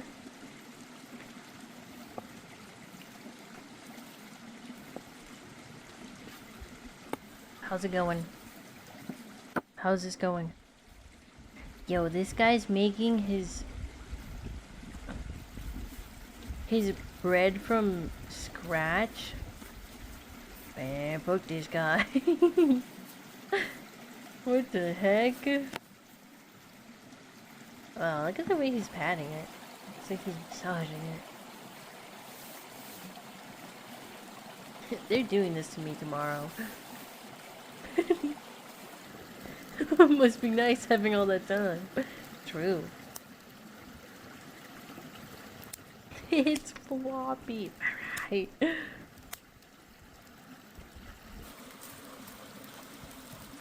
I went to a bonfire one time. I smelled like bonfire for like 3 days after that shit. My clothes were just wrecked. Bonfire? No, a bonfire. Like, you know, like Dark Souls. Lit bonfire. Yeah, stinky. Damn. To wash my clothes. It was cool though. Bonfires are pretty cool. Wow, look at this dude brushing it on with his herbs, his egg yolk. He smells like fire. Not anymore, just at one time. Just at one time. In the winter, yeah, that's the chill part. That's a chill time. Not anymore, we're entering summer. Literal hell on earth. Well, at least the nights are so cool right now, but won't be for soon. Or for long. For soon, huh? Soon it'll just be a fiery blaze. Oh. Well, bringing a TV? Damn. I think I'll make a bonfire in my backyard. Oh.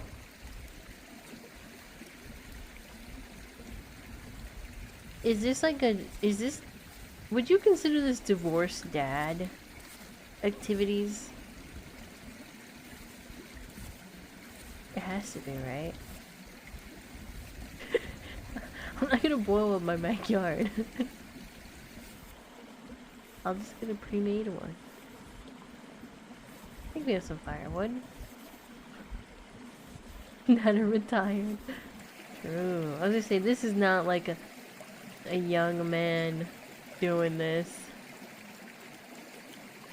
Those are working hands. Homeless people. That's true.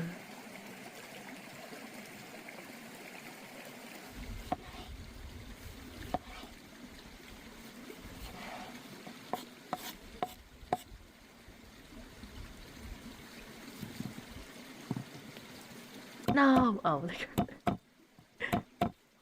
60 hours a week. Yeah. There's no way this is someone who has a normal job.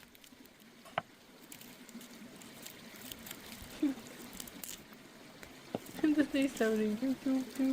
I feel like TikTok would be easier. And you'd probably get way more traction. You know? Everything makes me think of her, so I started cooking vids outside like in my professional grade editing.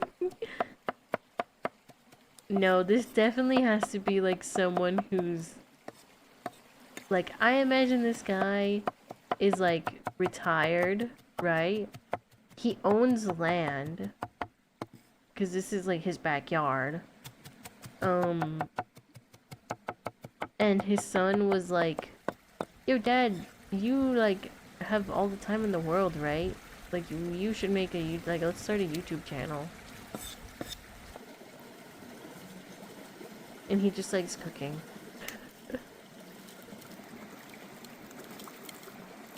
S&P, salt and pepper. Men cook outside, women cook inside. It's gotta be all the same guy, right? What is that? I didn't read the thing. Yogurt? What is he doing? What is he making? Wait, is this still grilled cheese? It is.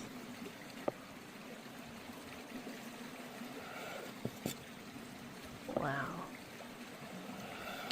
Wow. Wow.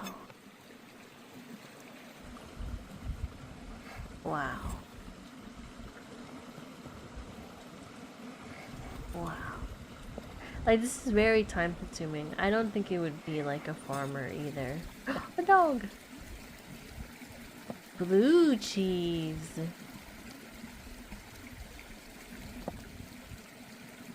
I don't think I would like. Oh. Oh. I was gonna say, he knows to sit there because sometimes he gets a piece.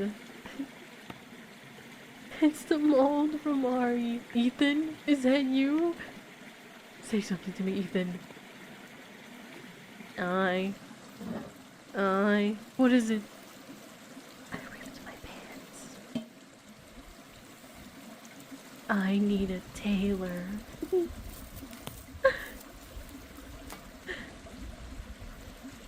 I didn't know what a tailor was the first time I watched that episode, so I was extremely confused. I was like, what does that mean? What is a tailor? It was because they need to repair his pants.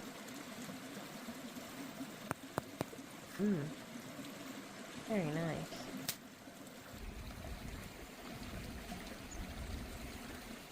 Yeah, like, it takes an oven 30-20 minutes to cook a loaf of bread, usually, kind of. I don't know, my bread knowledge is a little old. Imagine how long it would take to bake it out here. Unless it's fake! And this is a loaf he pre-made and he just switched out the other loaf and this loaf.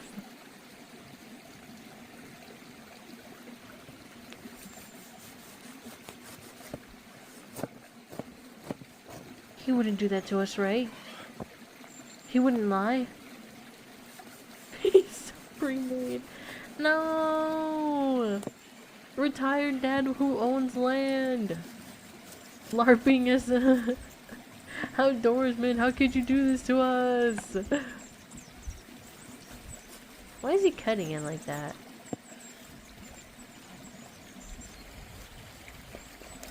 Yo, that looks so good, man. I love bread. Bread.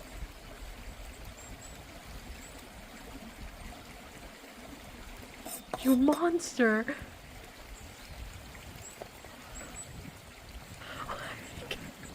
Why would he take a bite out of it like that? You watch Outdoor Boys? He'd be cooking bread and stuff on the fire? Whoa. Who is this? Men with the pot. Oh, the butter fell over. I found a giant hollow tree and built a secret home inside. These are fake. I remember there was a while ago there was like, I don't know who exposed it, but these videos where they make like outside structures, they're fake. Okay? They use like tractors and stuff. How could they? I think.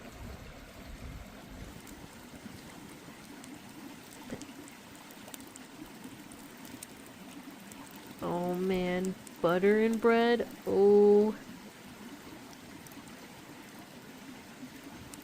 This is my favorite.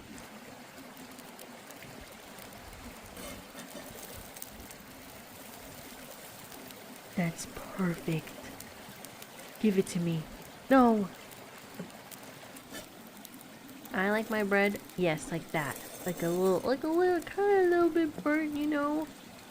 But it just adds to like the crunch.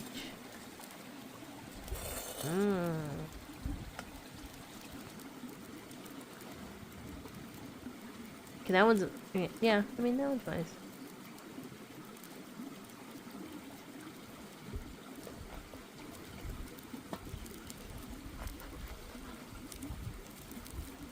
You see, those are working hands, a working man's hands.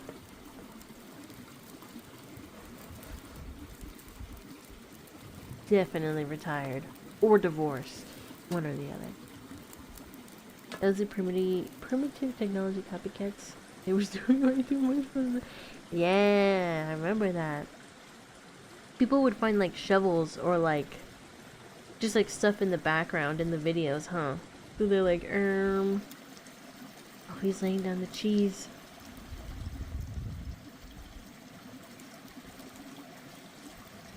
But people would find like things in the videos that were like, like tractor marks and stuff. Not tractors. What are they called? Not forklifts. Not bulldozers. You know what I mean? Like big machinery tracks in the ground. No, don't crunch it. You're ruining the bite.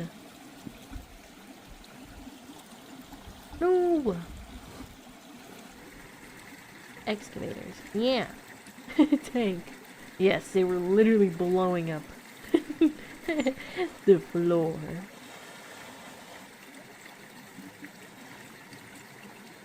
Now we wait for it to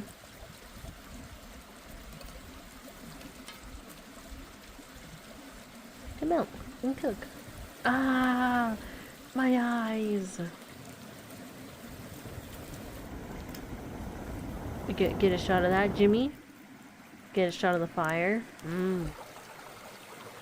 Get a shot of the greenery.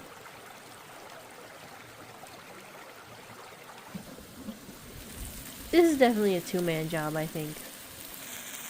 Like, there's no way.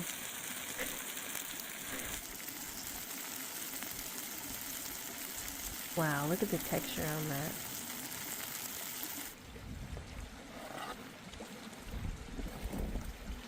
Oh, man.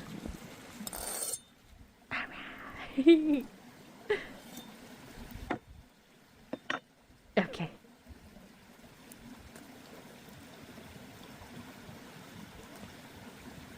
Can I have one?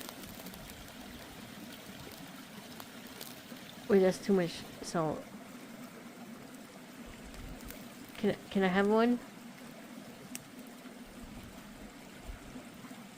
The cheese bowl, like they do at Chili's, with the garlic bread, or not the garlic bread, the mozzarella sticks.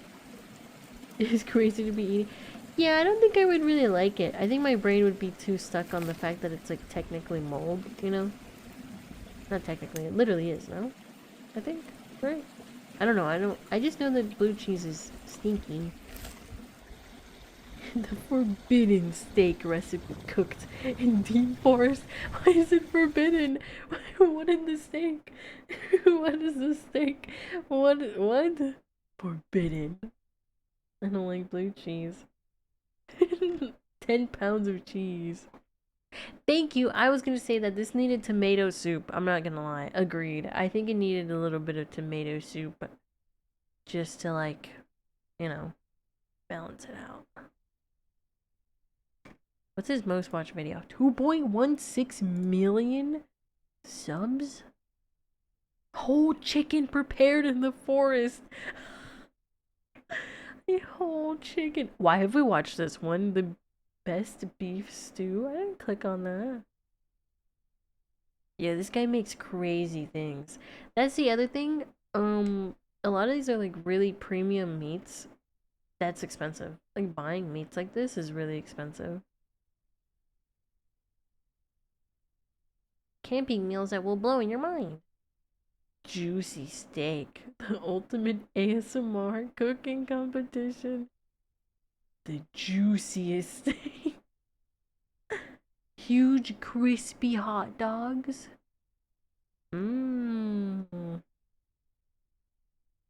Best lasagna? Wow.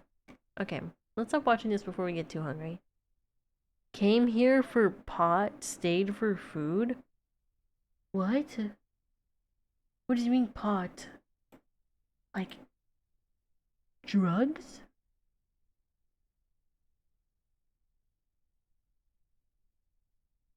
Like drugs? I was hungry before. Well, but men with pot. Mormon. Wiener dog. What is this? Wiener dog. Yeah, that is a channel name, huh? I thought they meant like something else. I don't know. Okay, this is what to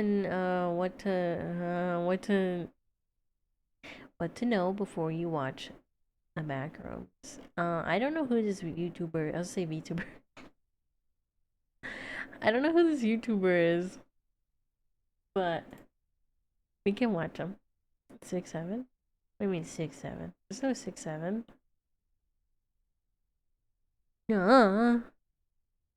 Not this awesome. Okay, we can watch this. Ooh, 14 minutes. I think it's an informative video.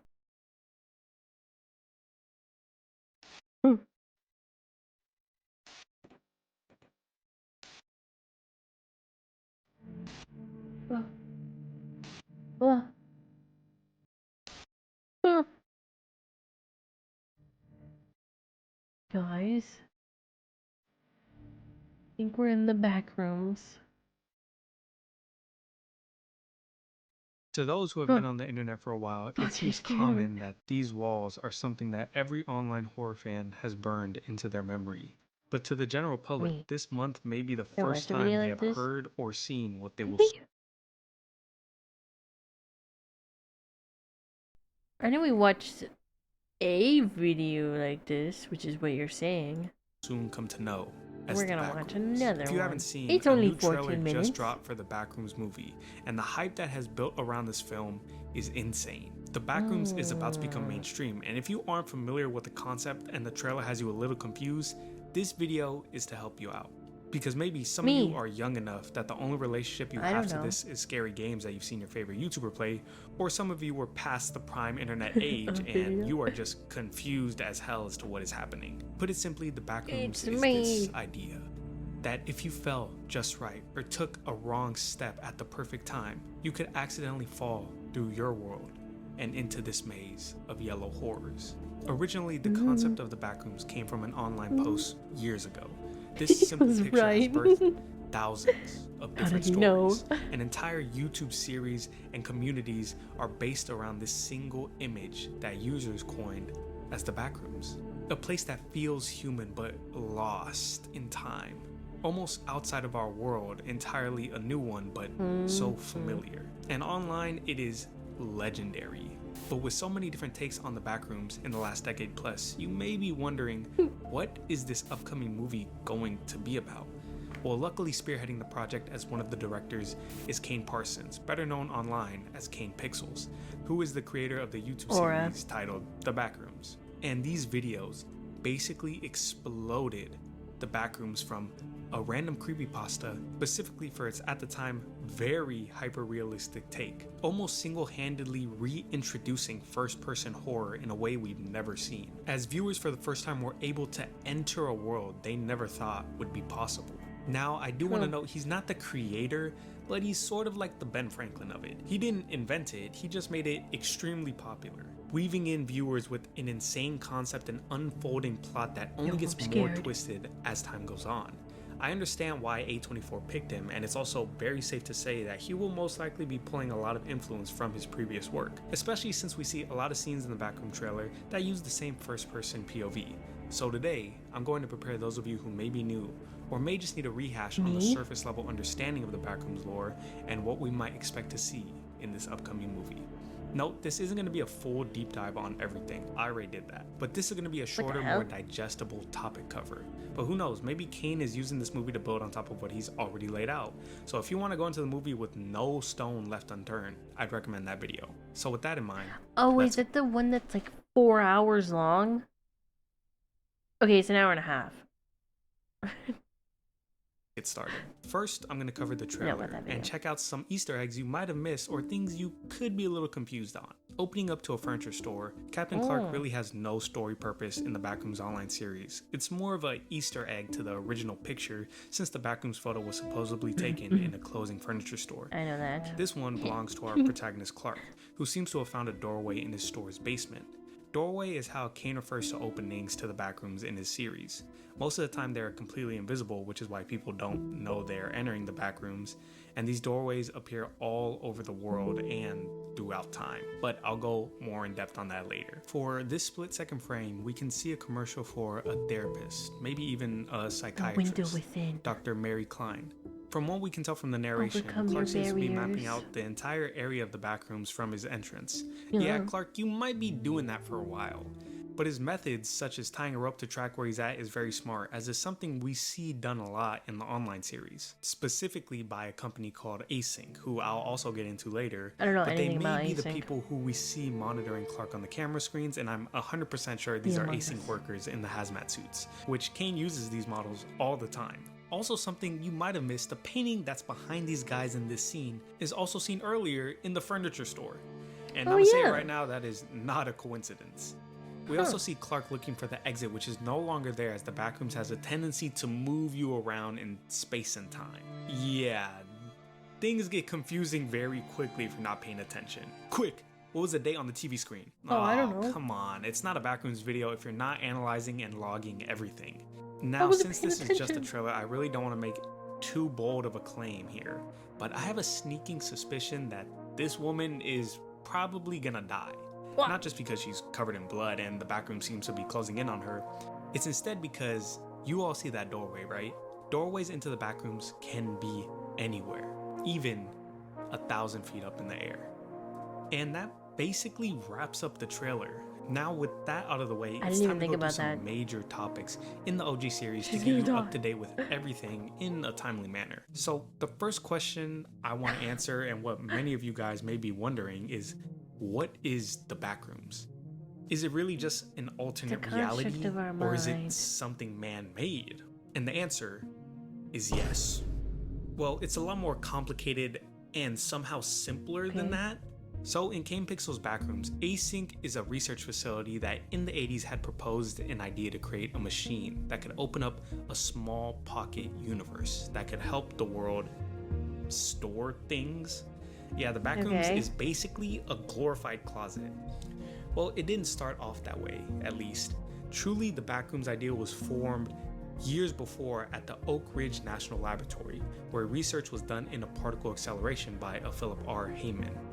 Particle acceleration is actually a real-world science where particles are shot at each other to make a reaction at very high speeds. The Elmo video. I bet you guys didn't think we were going to be learning about molecule science, huh?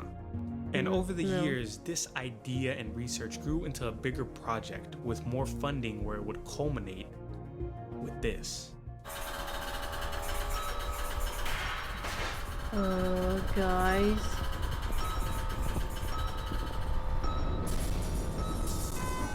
I don't think it's supposed to be doing that. Yeah, it's really bright.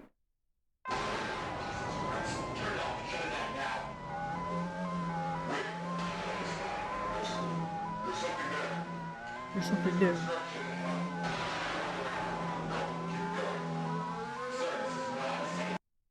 Boom! They all blow up. Oh my gosh, yeah, wow. The first contact into the backrooms. We all blew up. Possibly the greatest scientific breakthrough of all time. Just ignore the shock waves of earthquakes and thousands dead or injured because of this experiment. An entirely new, ever-expanding dimension at Async's fingertips. And they thought of the idea to market this as not just a way to store Earth's waste and debris, but also have entire residential areas, stores, restaurant, entire living. Man, this is so greedy, because like what's the point of like living on Earth then? Would have been pretty genius, because you would basically have infinite storage. You may not think that's insane, but unlimited storage is like basically having unlimited money, new places to venture, new worlds to discover. This is just greedy. Ever need a space to put those old suitcases? Gotta fix for that. Nowhere to put your old clothes? Gotta fix for that. Need to hide a body where it can never be found? Well, the backrooms is just for you.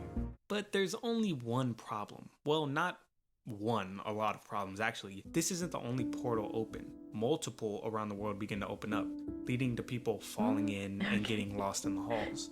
Soon after the experiments, Async begins to do their own ventures into the backrooms, cataloging the surrounding area, but quickly realize that the place is unstable, as the walls seem to shift and move. Even one of their own researchers gets lost. So they begin to be more I'd be careful pissed if I building got into lost the back rooms, first. as it seems if you bring something that connects you to the original portal, such as a rope, or even I guess entire infrastructure, the back rooms will not change around you. It will become more stable. And oh yeah, that lost async researcher, he was Peter Trench, who was on a voyage mapping out the area, who got distracted by some noise away from the team and got transported to what seemed like a different area, but we actually find out that he was pushed through time. And this is where the confusing stuff really happens, because the backrooms, yes, can push people both forward and back in time. Pushing Peter, funnily enough, to when Async was giving the Department of Energy a tour to get funding from the government. Good old government, always getting in everything bad. But this was a major moment, because Async just assumed that Peter was lost to the halls, or the mold monster. Oh yeah, I forgot to mention that this backroom series also has a skinny mold monster that chases and consumes people, even mimicking human voices to lure them out, or possibly even takes their last words. Not much is known about them, honestly, only that they are native to the backrooms and could possibly be people who died getting taken over by the toxic environment. Now, Async isn't oblivious to all that is happening here. At first, yes, they may have been naive to what they were getting themselves into, but as they got deeper into this mess, they start to do some questionable things, such as holding Peter hostage, even faking his death, supposedly. He might be alive, he might not be, I don't know. Kane needs to release some more videos for us to figure that out. And even hiding bodies they find in the back Maybe he'll of make an people who appearance just in the movie. fall through a doorway. And of course, you know, they get very money hungry. What major corporation is it? And so far, you have all major plot points of the story, except I don't even know if I should throw this out there. I'm not covering everything, like I said, because sure, you have some random green glowing rooms and people who actually have made it out, but those plot lines are smaller compared to what I think is happening with the backrooms. And this is more a personal theory, but also probably not, because it has to deal with the time travel, which I kind of glossed over earlier. Remember when I mentioned that painting we saw earlier in Clark's shop reappearing in the backrooms? Well, we see similar wall paintings in the online series as well. And at the time, I wasn't too sure what they were, or even why they were there. I chalked it up to the backrooms trying to imitate the real world, but the backrooms isn't trying to imitate the real world. I think that the backrooms is colliding different moments in time together all at once. The thing that really made me think this was rewatching the Backrooms Found Footage 3. Yes, it was 45 minutes long, and yes, I rewatched it probably 7 times for both these videos. But here we get a moment where we're following our new main protagonist. I say new because most of the time they die or we don't know what happens to them. Entering the backrooms that he just accidentally got into and is lost, searching around, where he comes to a house which is not unusual to see, but this one is fully furnished and you can even hear other people.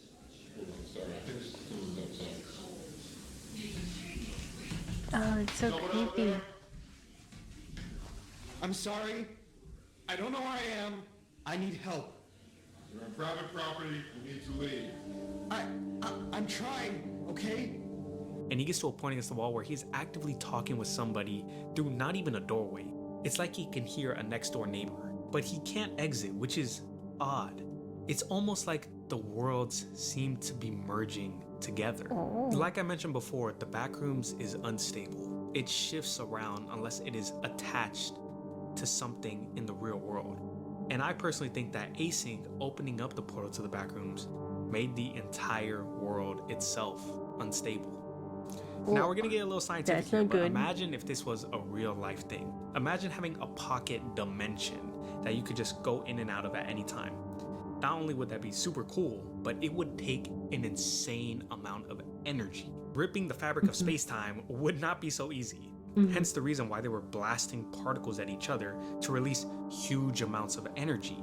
So my own headcanon is that the backrooms is actively taking so much energy from the universe, it's basically merging it into itself. And not just our time right now, but possibly every time ever. And the longer that the backroom stays open, the more information and energy it steals. That's why in earlier versions, there was less stuff in it, less human things. But as it advances, we get huge buildings, city streets, fully furnished houses that I think are all combining from the real world. But That's just my personal theory. And if you It's not thought bad. that It's was a good crazy, theory. go watch the whole hour-and-a-half video. It gets so much more insane and detail-oriented, but hopefully now you can watch the backrooms and not have no clue what's happening. That's cool. That's actually a really good video. I wanted to watch this one, but I thought it was like a little too long. But that was really good.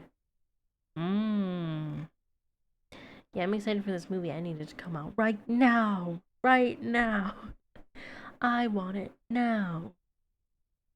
Okay, we have a daily dose to watch. A new daily dose. No gaming.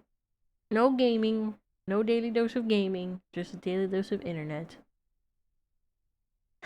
Hello everyone, this is your Daily Dose of Internet. Twice a year, all the shadows disappear in Hawaii, making it look like a video game. This is a solar event that happens Ew, twice a year. look at this bottle.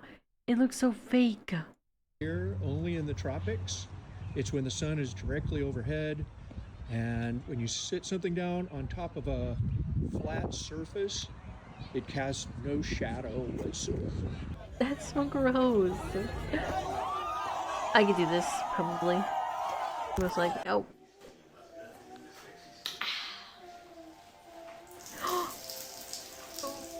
What are you doing?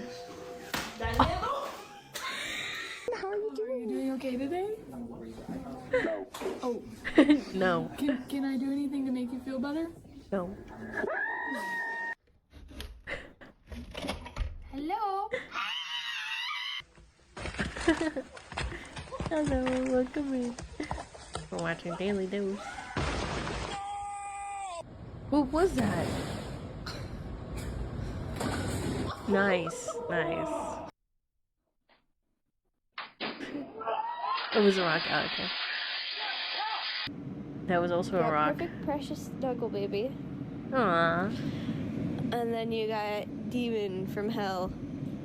I think the guy laughing might be the culprit. So I'm in here writing a report because, you know, Popo do Popo things, and... Lizard. Lizard. Lizard. Lizard. Lizard. Lizard. Okay. A fry. Oh, that's so fucked up.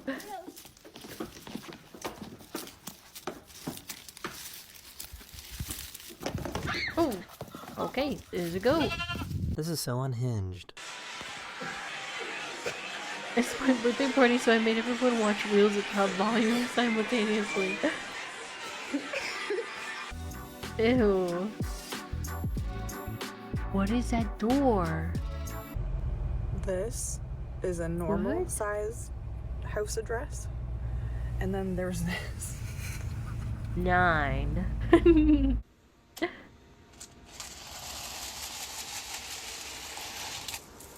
This crane got excited when he realized he was going to be a father.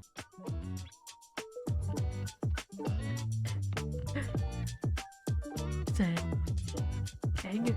Oh, he's hyped. Oh, he's hyped. What? Bit break. Ooh. You alright, buddy? I am all good, but I might be stuck. Nah, this girl has me weak. Every time she stops the bike, she like scoots it in a certain way, like she's Tony Hawk. I'm about to record it. Do it.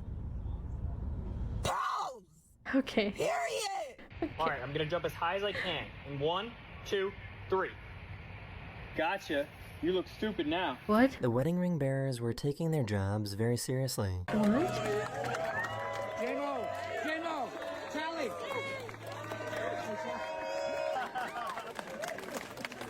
Oh, yeah? Cheese pool. Cheese pool. Yo, that's crazy cheese pool. These trucks are used to move barriers to help deal with rush hour traffic. Oh, whoa, that's weird.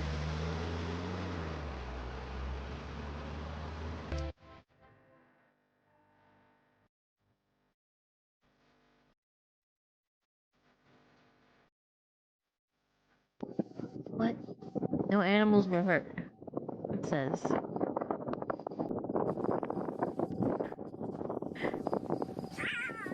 He's playing with his food. Oh my god. Can I pet your dog? Excuse me, can I pet your dog? Sorry, Okay. Pai é pai. Meu Deus do céu, amor, me dá. Amor, falei, meu filho, mentira, amor. A young boy got his drone stuck in the tree, so this other guy decided to help him out. How? Ooh. Oh no!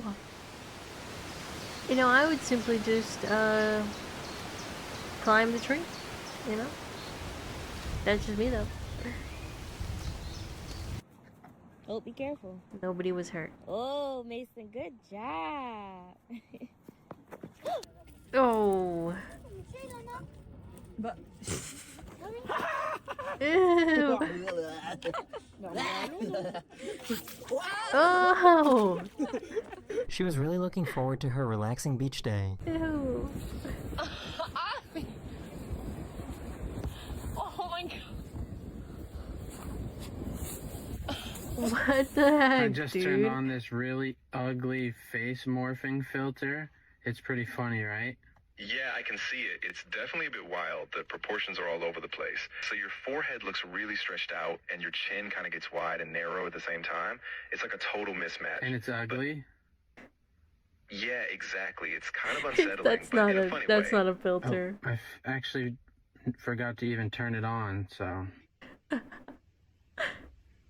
Ah, gotcha. Yeah, it might just be the lighting or something, but honestly, it still looks pretty odd even without it. This rare rainbow cloud happened after there were What multiple an lightning strikes asshole, inside a dude. storm.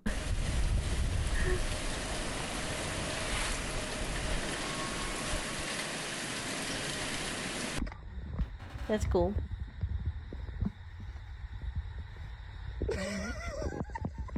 Mara, why is he so dramatic? Is that Batman? This skier only just managed to escape this avalanche. Oh shit.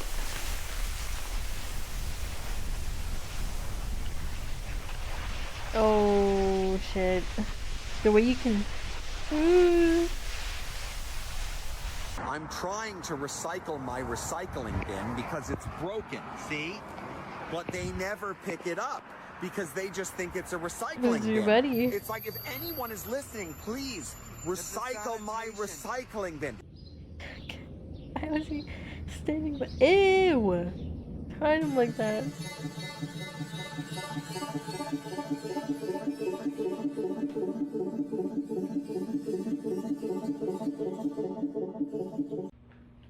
That's so cool.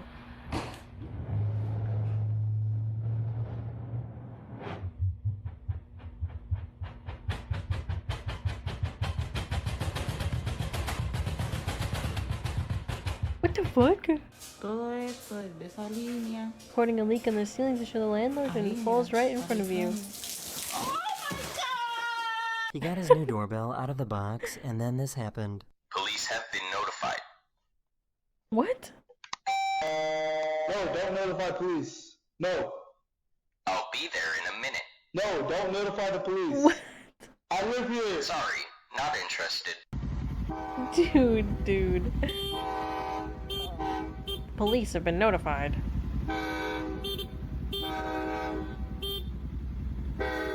Everybody, I'd like to announce my newest invention. I call it the fire drill. Yeah, okay, This that's poor little guy is really going through it.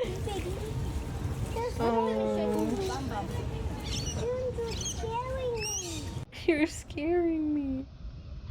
Wow, the mountain is pissing. Oh. She moved her car just in time. Nobody was hurt, says. Okay.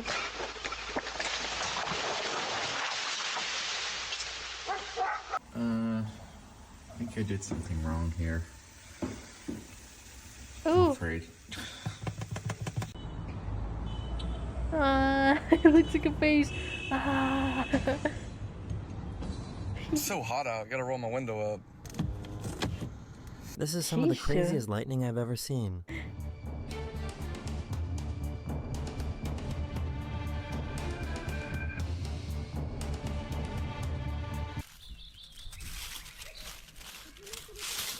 Ooh. It's like fries. Her mom was showing off her new pictures. Pues no me quedaron a nivel, Why are they so high up on the wall? His glasses broke. I see the problem. It's because This Canadian university broke the world record for the largest gathering of people wearing dinosaur costumes. Floppy. Alright.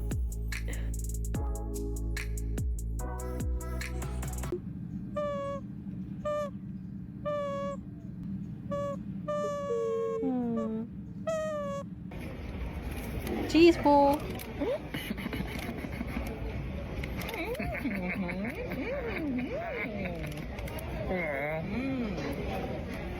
Come on. I guess this guy has never watched a horror movie. Guys, there's nothing up here. What the? I like when water is under ice and it makes that googly moogly sound where it's like blah, blah, blah, blah. Listen. No, don't put us in. Oh. I really like it. It's like blah, blah, blah. She was trying to get her baby to talk to the camera when this happened. Can you just speak like in a normal, cute baby voice?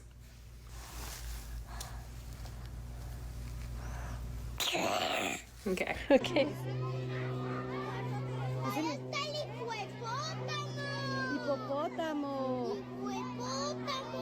Every wedding should have this from now on. Best thing I've ever seen for a wedding.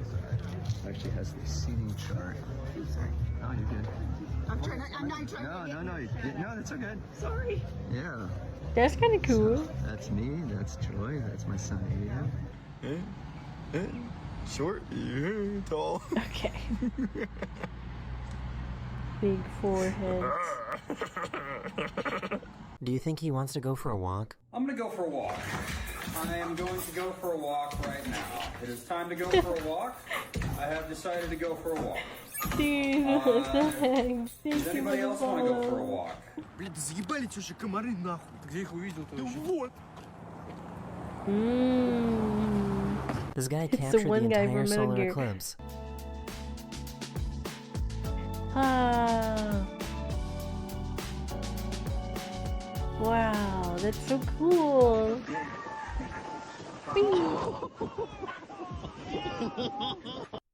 Which of them did a better job? This is mine. Okay. Oh, whoa. That's really good. You look in the cage. Wow. So, I will mind you that Just show it. I know. You can look at it. I'm scared. Me too. No, it's good. It's good. It's good. Scan your card. Your stuff. Abandoned ship? Where's that even at? This university in Pennsylvania has a 100-year-old tradition of racing buggies through the street. Delta Gamma looking to make some women's buggy history here, not here, even in an exhibition deep. Making the shoot turn a little wide. Whoa. Scrub there, but otherwise through cleanly. Feeling like a worm. That they're going to want to beat to hold on. They will not. That is a 244.8. Two hands, go. Oh, try again. He's trying. Give him a This is my impression of a pirate who just had his goods stolen. Arr, me goods. Got some horseshoe crabs here. These guys are so neat. Look at them climb up into my little hand. Hey. Those crabs are so cool. He's so mean. Look at this little car.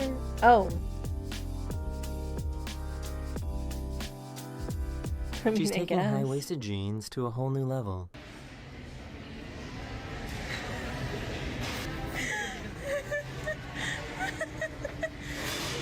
Man with car.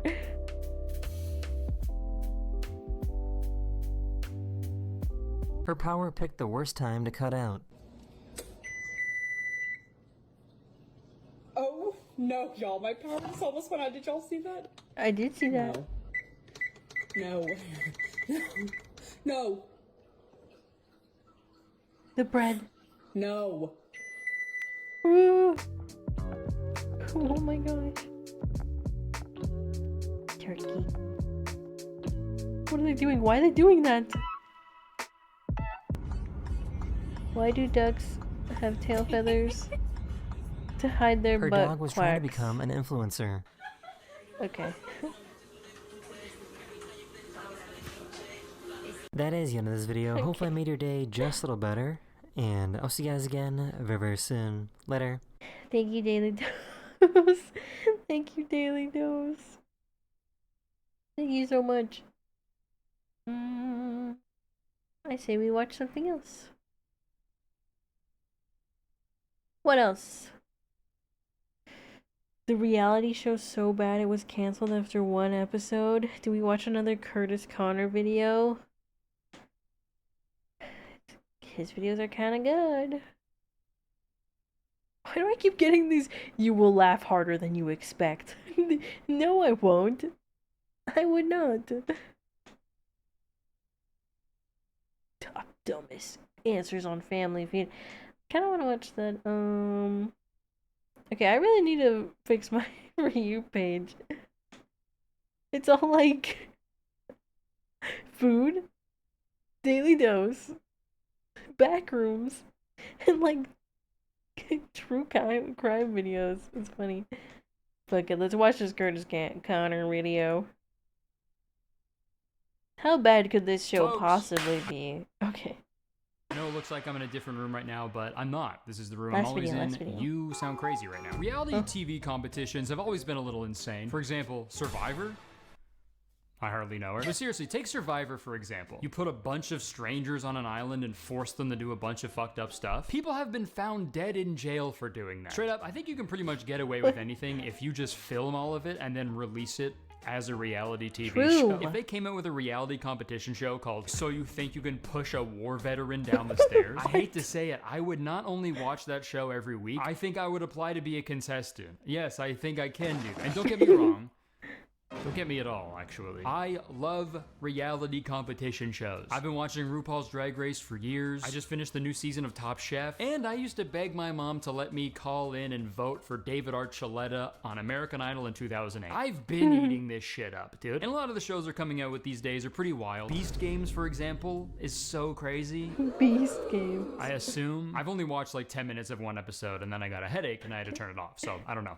But none of these modern day reality competition TV shows are as crazy as they used to be back in the early 2000s, dude. This was the golden era of reality TV. You had shows like The Swan, where you had two ugly people get a bunch of plastic surgery so they could try to win a beauty pageant. You had Kid Nation, a show where they just dropped off a bunch of children in a deserted town and forced them to create a functioning society. You could make any insane idea into a reality show in the early 2000s, which brings us to the topic of today's video. In the year 2005, a reality competition show aired on Fox titled Who's Your Daddy? And it's definitely one of the most insane premises for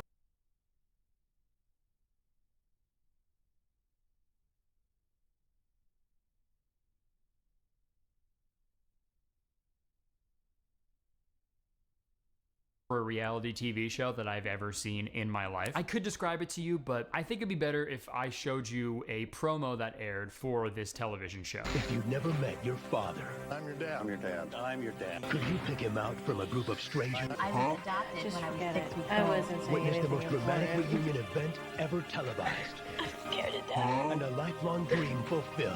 Dad?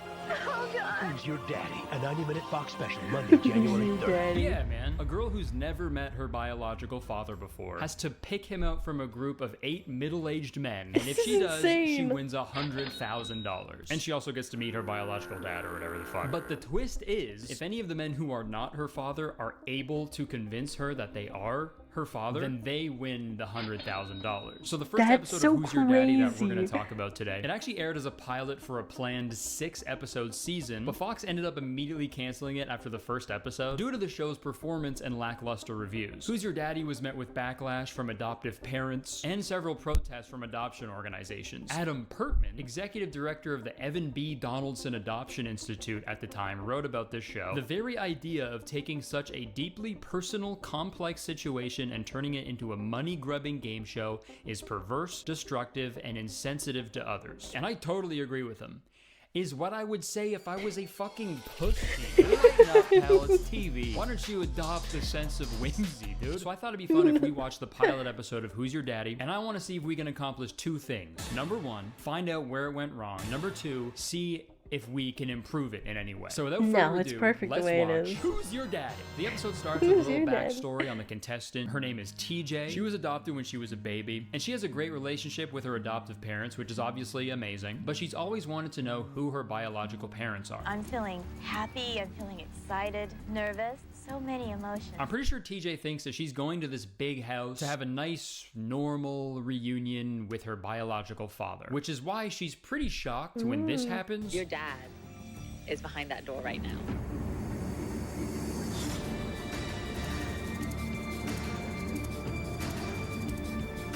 This is like a fucked up version of The Bachelor, Man, right? she just doesn't understand it at all. All of you are my dads? All right, go mom. TJ, your dad's standing right in front of you now. Fuck, man, that's gotta be a crazy feeling, dude. I mean, getting stared at by 8 middle-aged men, I imagine that's already pretty stressful, but this adds a whole other layer to it, man. Also, real quick, I gotta say, the guys who are pretending to be her That guy looks dad, traumatized. they're fucking blowing it so far. Bro, if I had to convince her that I was I her would be dad crying. for $100,000, I'd be up there like, TJ, it's me. I'm your father. Like, I was gonna say that baby, I'd be like, oh my gosh, just like wiping my tears, like, oh, my little girl. guys, what the fuck? Don't just stand there, dude. I will say, though, some of these guys look really emotional. Like, this is clearly getting to them, and okay, all right, never mind, except for this guy. Holy shit. Hello, TJ. My name is Rick, and I'm your dad. Jesus Christ, man. Every time they I'm point the your camera dad. to this guy, he's just fucking, hey, I'm your dad. It's me. And I'm your Hi, dad. TJ. My name is Carl. I'm from Simi Valley, California. And I'm your dad. Okay, so right I would off be rip, like it's that guy. I'd be like that guy, like, kind of like, get choked up a little, like, it's me, Punky. And then, no, I'm your dad. I'm sorry I ever left you. Like, guy, obviously, okay. right? Show's over. Show's fucking over. It's obviously that guy. Literally on the verge of tears, bro. Who could it be? Now, one of these 4 men is your father. Take a good look at them. Try to spot any similarities or if anyone's showing any emotion or anything like that. It could be any of these guys. So the guys give their introductions and they all end it with, and TJ's gut instinct is telling her that this guy Scott is her father. But she also has a few other front runners as well. Then I looked around and then my attention was drawn to Charlie. And then Sam caught my attention because he kept looking down and it was like he was trying so hard not to show emotion. Okay, well, he's doing a bad job then. He was trying so hard not to show emotion. So next they host a little cocktail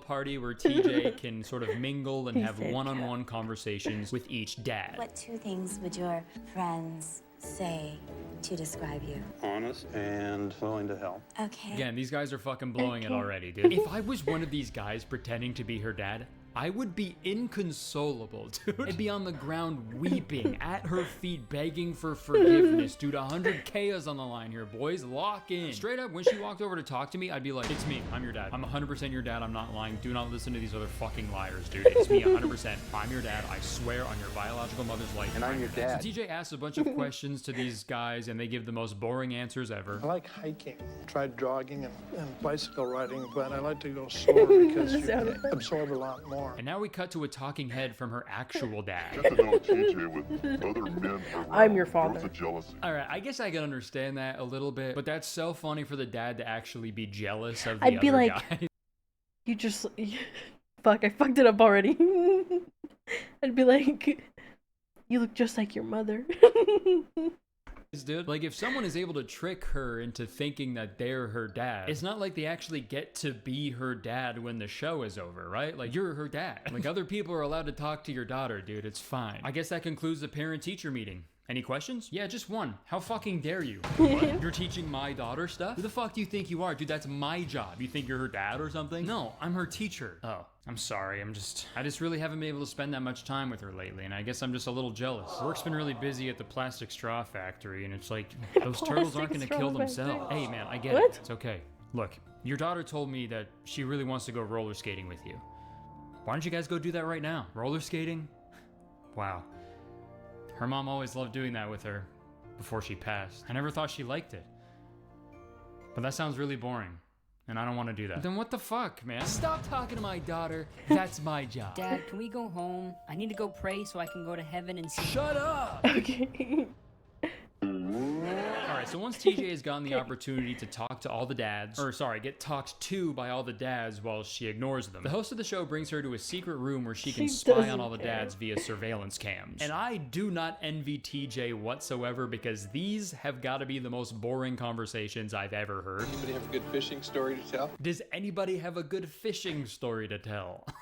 I know the answer to that question. No! Nobody on Earth has a good fishing story to tell. I do. Here's every fishing story. One time I almost caught a fish, but then it got away. One time I caught a fish and it was big. One time a fish was there, but then it wasn't there. Yeah, I'm making a firm stance right here. Fuck fishing. What? If I get invited to go fishing, it better be spelled with a PH. Yeah, me and the homies on a boat, sending fake emails to steal sensitive data from the elderly. So TJ is watching all these guys, and she's getting a little overwhelmed by trying to look at all the men individually. But thankfully, the host helps out a little. Just look at what they've chosen to eat. For Nolan, I see that he's eating all the ice cream that the cherries left. Yeah, I just noticed that Buddy was having a real tough time with that ice cream there, dude. That sucks that they got that A on camera. vape? Oh, he has a cherry. I can't stand cherries. Then he eats the cherry. I'm like, great. Okay, well, so much for that clue. Yeah, I don't know if food preferences are genetic. I mean, they obviously play a part, right? But I don't know if you should base your decision on that alone. Especially for a bunch of old guys. Like, I feel like they'll fucking eat anything that you put in front of them. I'm also a little surprised that after giving all of these old men all that champagne, that they're not accidentally spoiling the entire show right now. Dude, just imagine one dude who doesn't know that he's being secretly recorded right now, and he's just like, I got a crazy fishing story for you guys.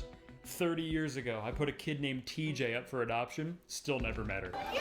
And then I went fishing. So once TJ is done spying on the dad, she now has to make a difficult decision and eliminate half of the men. I need you now to select 4. Leaving only the men that she thinks could be her father. My whole life has been looking for TJ.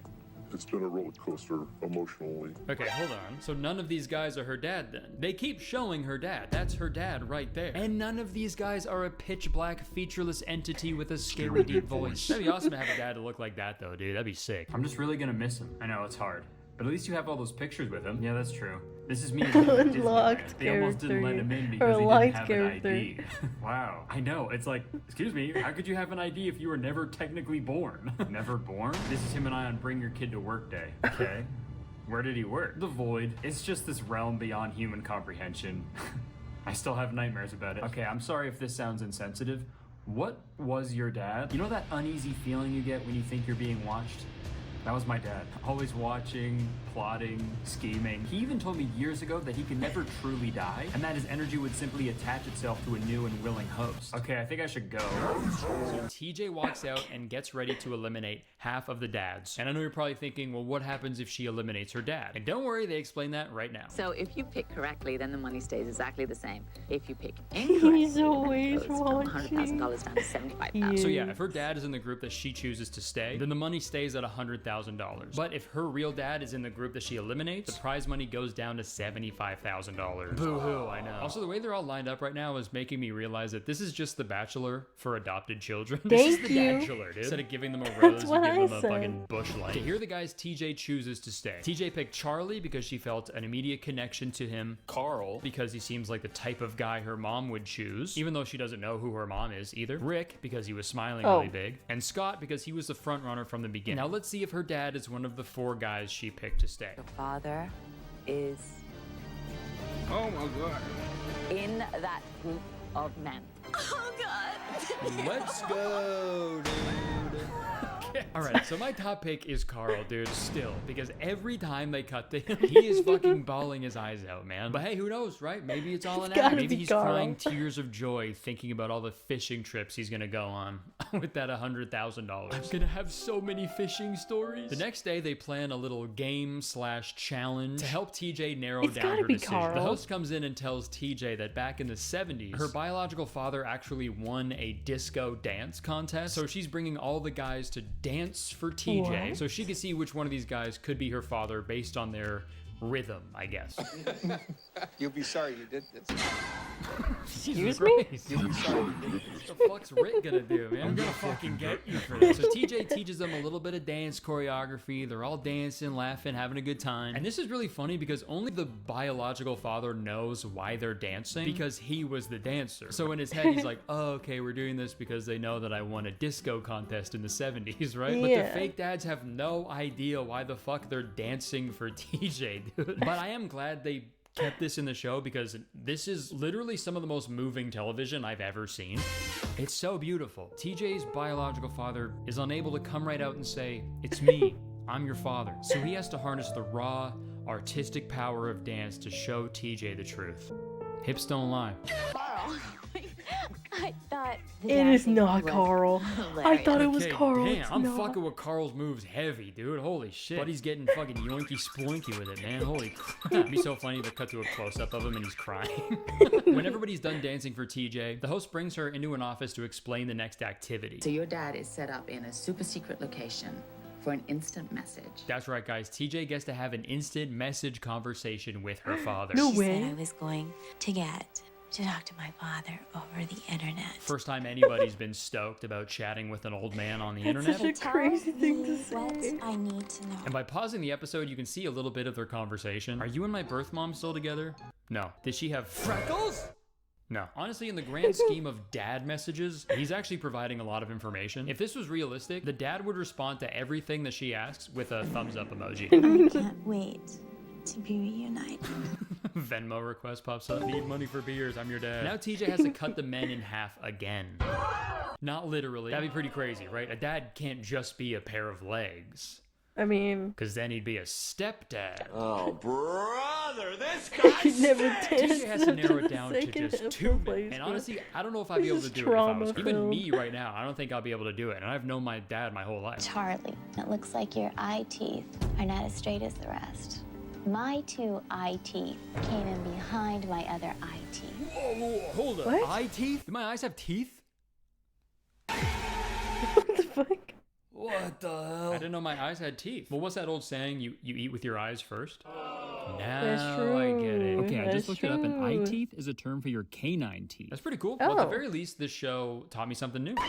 In this elimination round, TJ eliminates Smiley Rick and keeps Scott as one of her possible fathers. So now there's just Charlie and Carl left. We are Charlie and Carl. Okay. Carl, when I saw you watch me, it's him, bro. Okay, it's him. Look at the way he like looks. Why you gotta air him out like that, dude? I wasn't crying. Guys, she's fucking lying, dude. Those weren't tears. There was saliva from my eye teeth. Charlie, you have an incredible spirit.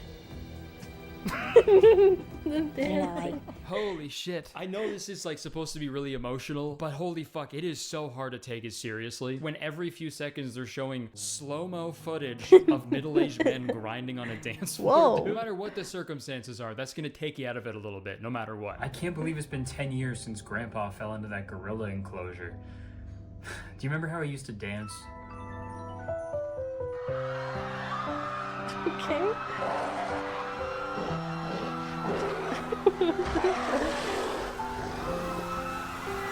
Okay, never mind. I'm glad we left him in there with that gorilla. Okay, sorry. Let's see who TJ sends home. But Charlie, I think he may be my dad. What? After all the tears cried by Carl, she still eliminated him, dude? Bold move. Let's see if she was right. Your dad is, in fact, in this group. You are correct. Oh my god. She was right. Carl isn't the dad, dude? That's crazy, man. He was just crying for the love of the game, man.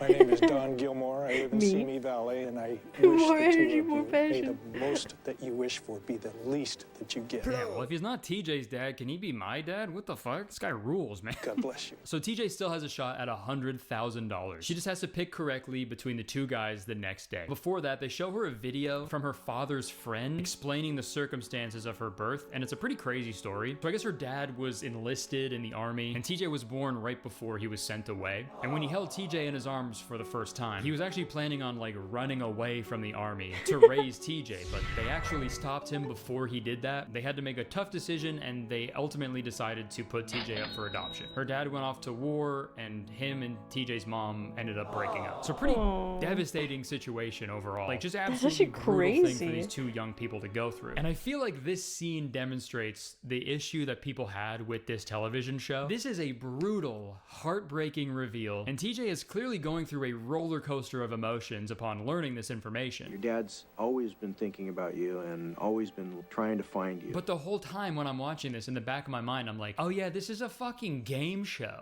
This is literally dad or no dad, bro. Like, I think the juxtaposition of them trying to make this emotional and serious, mixed with them also being like, make these boys dance for $100,000. It's just, I don't know. I don't know if it's the best fit sometimes. Today. You know, it's just a lot. I hate to say it, but the dichotomy is crazy. It's the final challenge for the dads, okay, guys? They get to have a final one-on-one conversation with TJ, and they also get to bring her a gift. But before that, we get a nice teaser before the commercial break. TJ's father has a surprise that will blow her away. A bazooka. That'd be a crazy ending to the show. Biological father walks out. Okay, so Steven shows up. Steven here. And he starts talking about why he had to give up TJ for adoption. And she wasn't going to be able to take care of you by herself. She made the decision and I accepted it. Okay, he's tearing up while he's telling this story. I could definitely see why she thought that he could be her father. I could believe him. But then again, my dad Carl was crying the whole time, and he wasn't the fucking dad. He was lying. So who knows? Let's see what Steven gives TJ for her gift. You mentioned your German short-hair retriever, and I The want you to have 70s it. show just popping up. This is for you. I'm sorry I had to give you up all those years ago. Here's a stuffed animal. Okay, now it's Charlie's turn to explain to TJ why he had to give her up for adoption. I was in the United States Marine Corps. I couldn't get leave at that time. It was probably the best decision. Yeah, Charlie goes into a lot Yo. The other guy who isn't her dad is just fucking like, whether it be whoever, you know, the other one is just gonna be acting and being like, I had to go to the army. Like, he's straight up lying. Detail about the situation, and it kind of lines up more with the video they showed TJ. So he could also be the dad. I don't know. It could go either way. So let's see what Charlie brought for a gift. But this is the picture that I have had in my mind for the last 20 years as I see you in my dreams. No Obviously, way. I edited that. This is actually what Charlie drew for TJ. It kind of looks like Napoleon Dynamite's drawing of Trisha, but it is very sweet that he did that, and I love it. Okay, this man is a sweetheart. I want to give this to you. Okay, we're now It's at the not him, climax it's the of other the guy. episode. It's time for TJ to pick who she thinks her father is. I do not want to choose wrong because I did not want my dad to think this was not important to me. Oh, yeah, true. I didn't even think about that. I guess if she picked the wrong dad, her real dad would be a little offended, right? I'd be That should a punishment, offended. Man. Let's raise the stakes a little bit, right? If you pick wrong, they kill your real dad in front of you. I believe that my father is Carl. Charlie. Carl.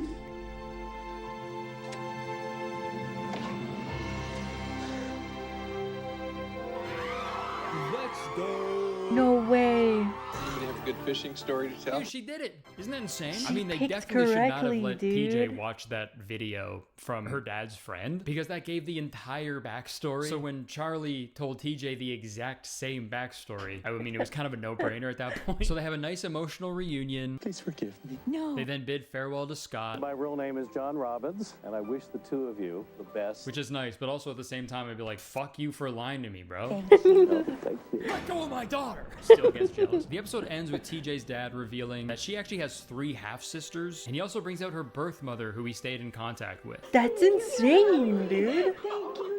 Pretty fucking brutal that it was a nice happy ending to the pilot episode of the show. Everything went off without a hitch. And even after all of that, the network were like, nah, this is fucking cheeks, bro. Is that not crazy? But at least TJ is really grateful for her $100,000. You get $100,000. That's so kind. Thank you. Tone it down, dude. They did technically end up airing the rest of the taped episodes of Who's Your Daddy. They aired them on the Fox Reality Channel on Father's Day in 2005. And this show also inspired a show called Who's Your Mommy, which aired for a whopping 2 episodes. Who's your mommy? I do feel bad that the show didn't work out though, because I do think this has the potential to be a really popular show. I just think they need to switch the rules around a little bit. And here's what I'm thinking. I think the show's fatal flaw was not knowing what it wanted to be. It's stuck between an emotional, dramatic documentary about adopted children and a weird reality TV competition. So I say they gotta pick one. And obviously the one to pick is the reality TV competition. I'm thinking the end result is the same. If the real dad wins, he gets to meet his biological daughter and she also wins $100,000. That's so kind. But if a fake dad wins, he gets the $100,000. But I don't think TJ should have a say in the eliminations at all. I think it should be up to the real dad to prove himself that he wants it more than the other dads. Yeah, this show needs to be a straight up dad off. 3 challenges. Challenge number 1. Drinking competition, okay? You give each dad a case of 24 beers. The first 4 dads to drink their case of 24 beers, they move on to the next round. Challenge number 2. Each dad has to successfully build a dresser from IKEA and then mount a TV on the wall. And the first 2 dads to complete these tasks move on to the final. Challenge number 3. And this is when the 2 dads play a straight up, no bullshit game of Russian roulette. Full on televised, real game. Full stakes Russian roulette. Because if your biological dad really loves you, he should be willing to take a bullet to finally meet you. So yeah, that's Who's Your Daddy. A really fun premise that just, didn't really work out. I'm happy for TJ, and she went on to have a very successful career in acting. She was in a couple Darman videos that I watched, and she did a good job. We're not just telling stories. I'm your dad. All right, that's it. Thanks for watching this little video. Hope you guys enjoyed it. If you Dude, did, no please way press the she like was button. in Because believe it or not, Darman. 1 like equals your dad. Leave a comment. Let me know what you think of the show. Let me know if you have any suggestions on how this show could have improved, or if you have any other shows from this era that you want me to talk about. Leave them in the comment section, because I fucking love making these videos. They're so much fun. And don't forget to subscribe, because as soon as you subscribe, you become a valued citizen of Kurdistan. If you don't know, Kurdistan is the best place to live in the world, and you have to be nice to me. It's the law. All right, that's it. Happy New Year. And yeah, I guess I'll catch you on the next one. I would stick around, but unfortunately I have to go. I'm gonna go get yoinky sploinky with Carl. Peace. Okay. I think this could be a totally good show if they made it nowadays. 8 orphans try to convince one dad that they're his kid. Who's your kid? Who's your baby? Oh. Jubilee video? Oh my gosh, this would totally be a Jubilee video. Why haven't they jumped on this yet? This is crazy. I do think this would take off if this released nowadays, though, because this is like something that TikTok would probably eat up, I feel like. Oh, that's actually so crazy. I can't believe I've never heard about this video. I wonder what other videos he did. Let me see. I want to take a look. A little look. Dr. Witnesser Return. It's that peanut guy. Youngest person ever. Performative males. My husband's not gay. They made a Taylor Swift Christmas movie. Well, he actually has a lot of variety in the videos.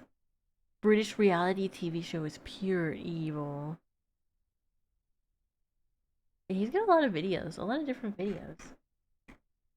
Very cool.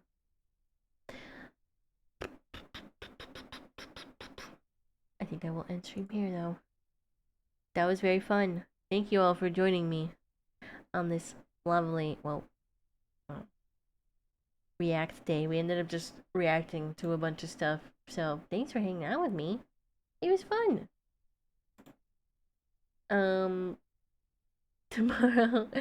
Tomorrow we'll do something else. Maybe some Minecraft. Maybe some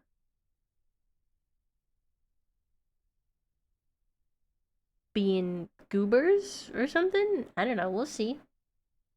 It was fun though. Thanks for hanging out with me. Maybe we'll watch like a video or 2. Sometimes I'm like, we'll watch one video and then the rest of the stream becomes watching video Fortnite.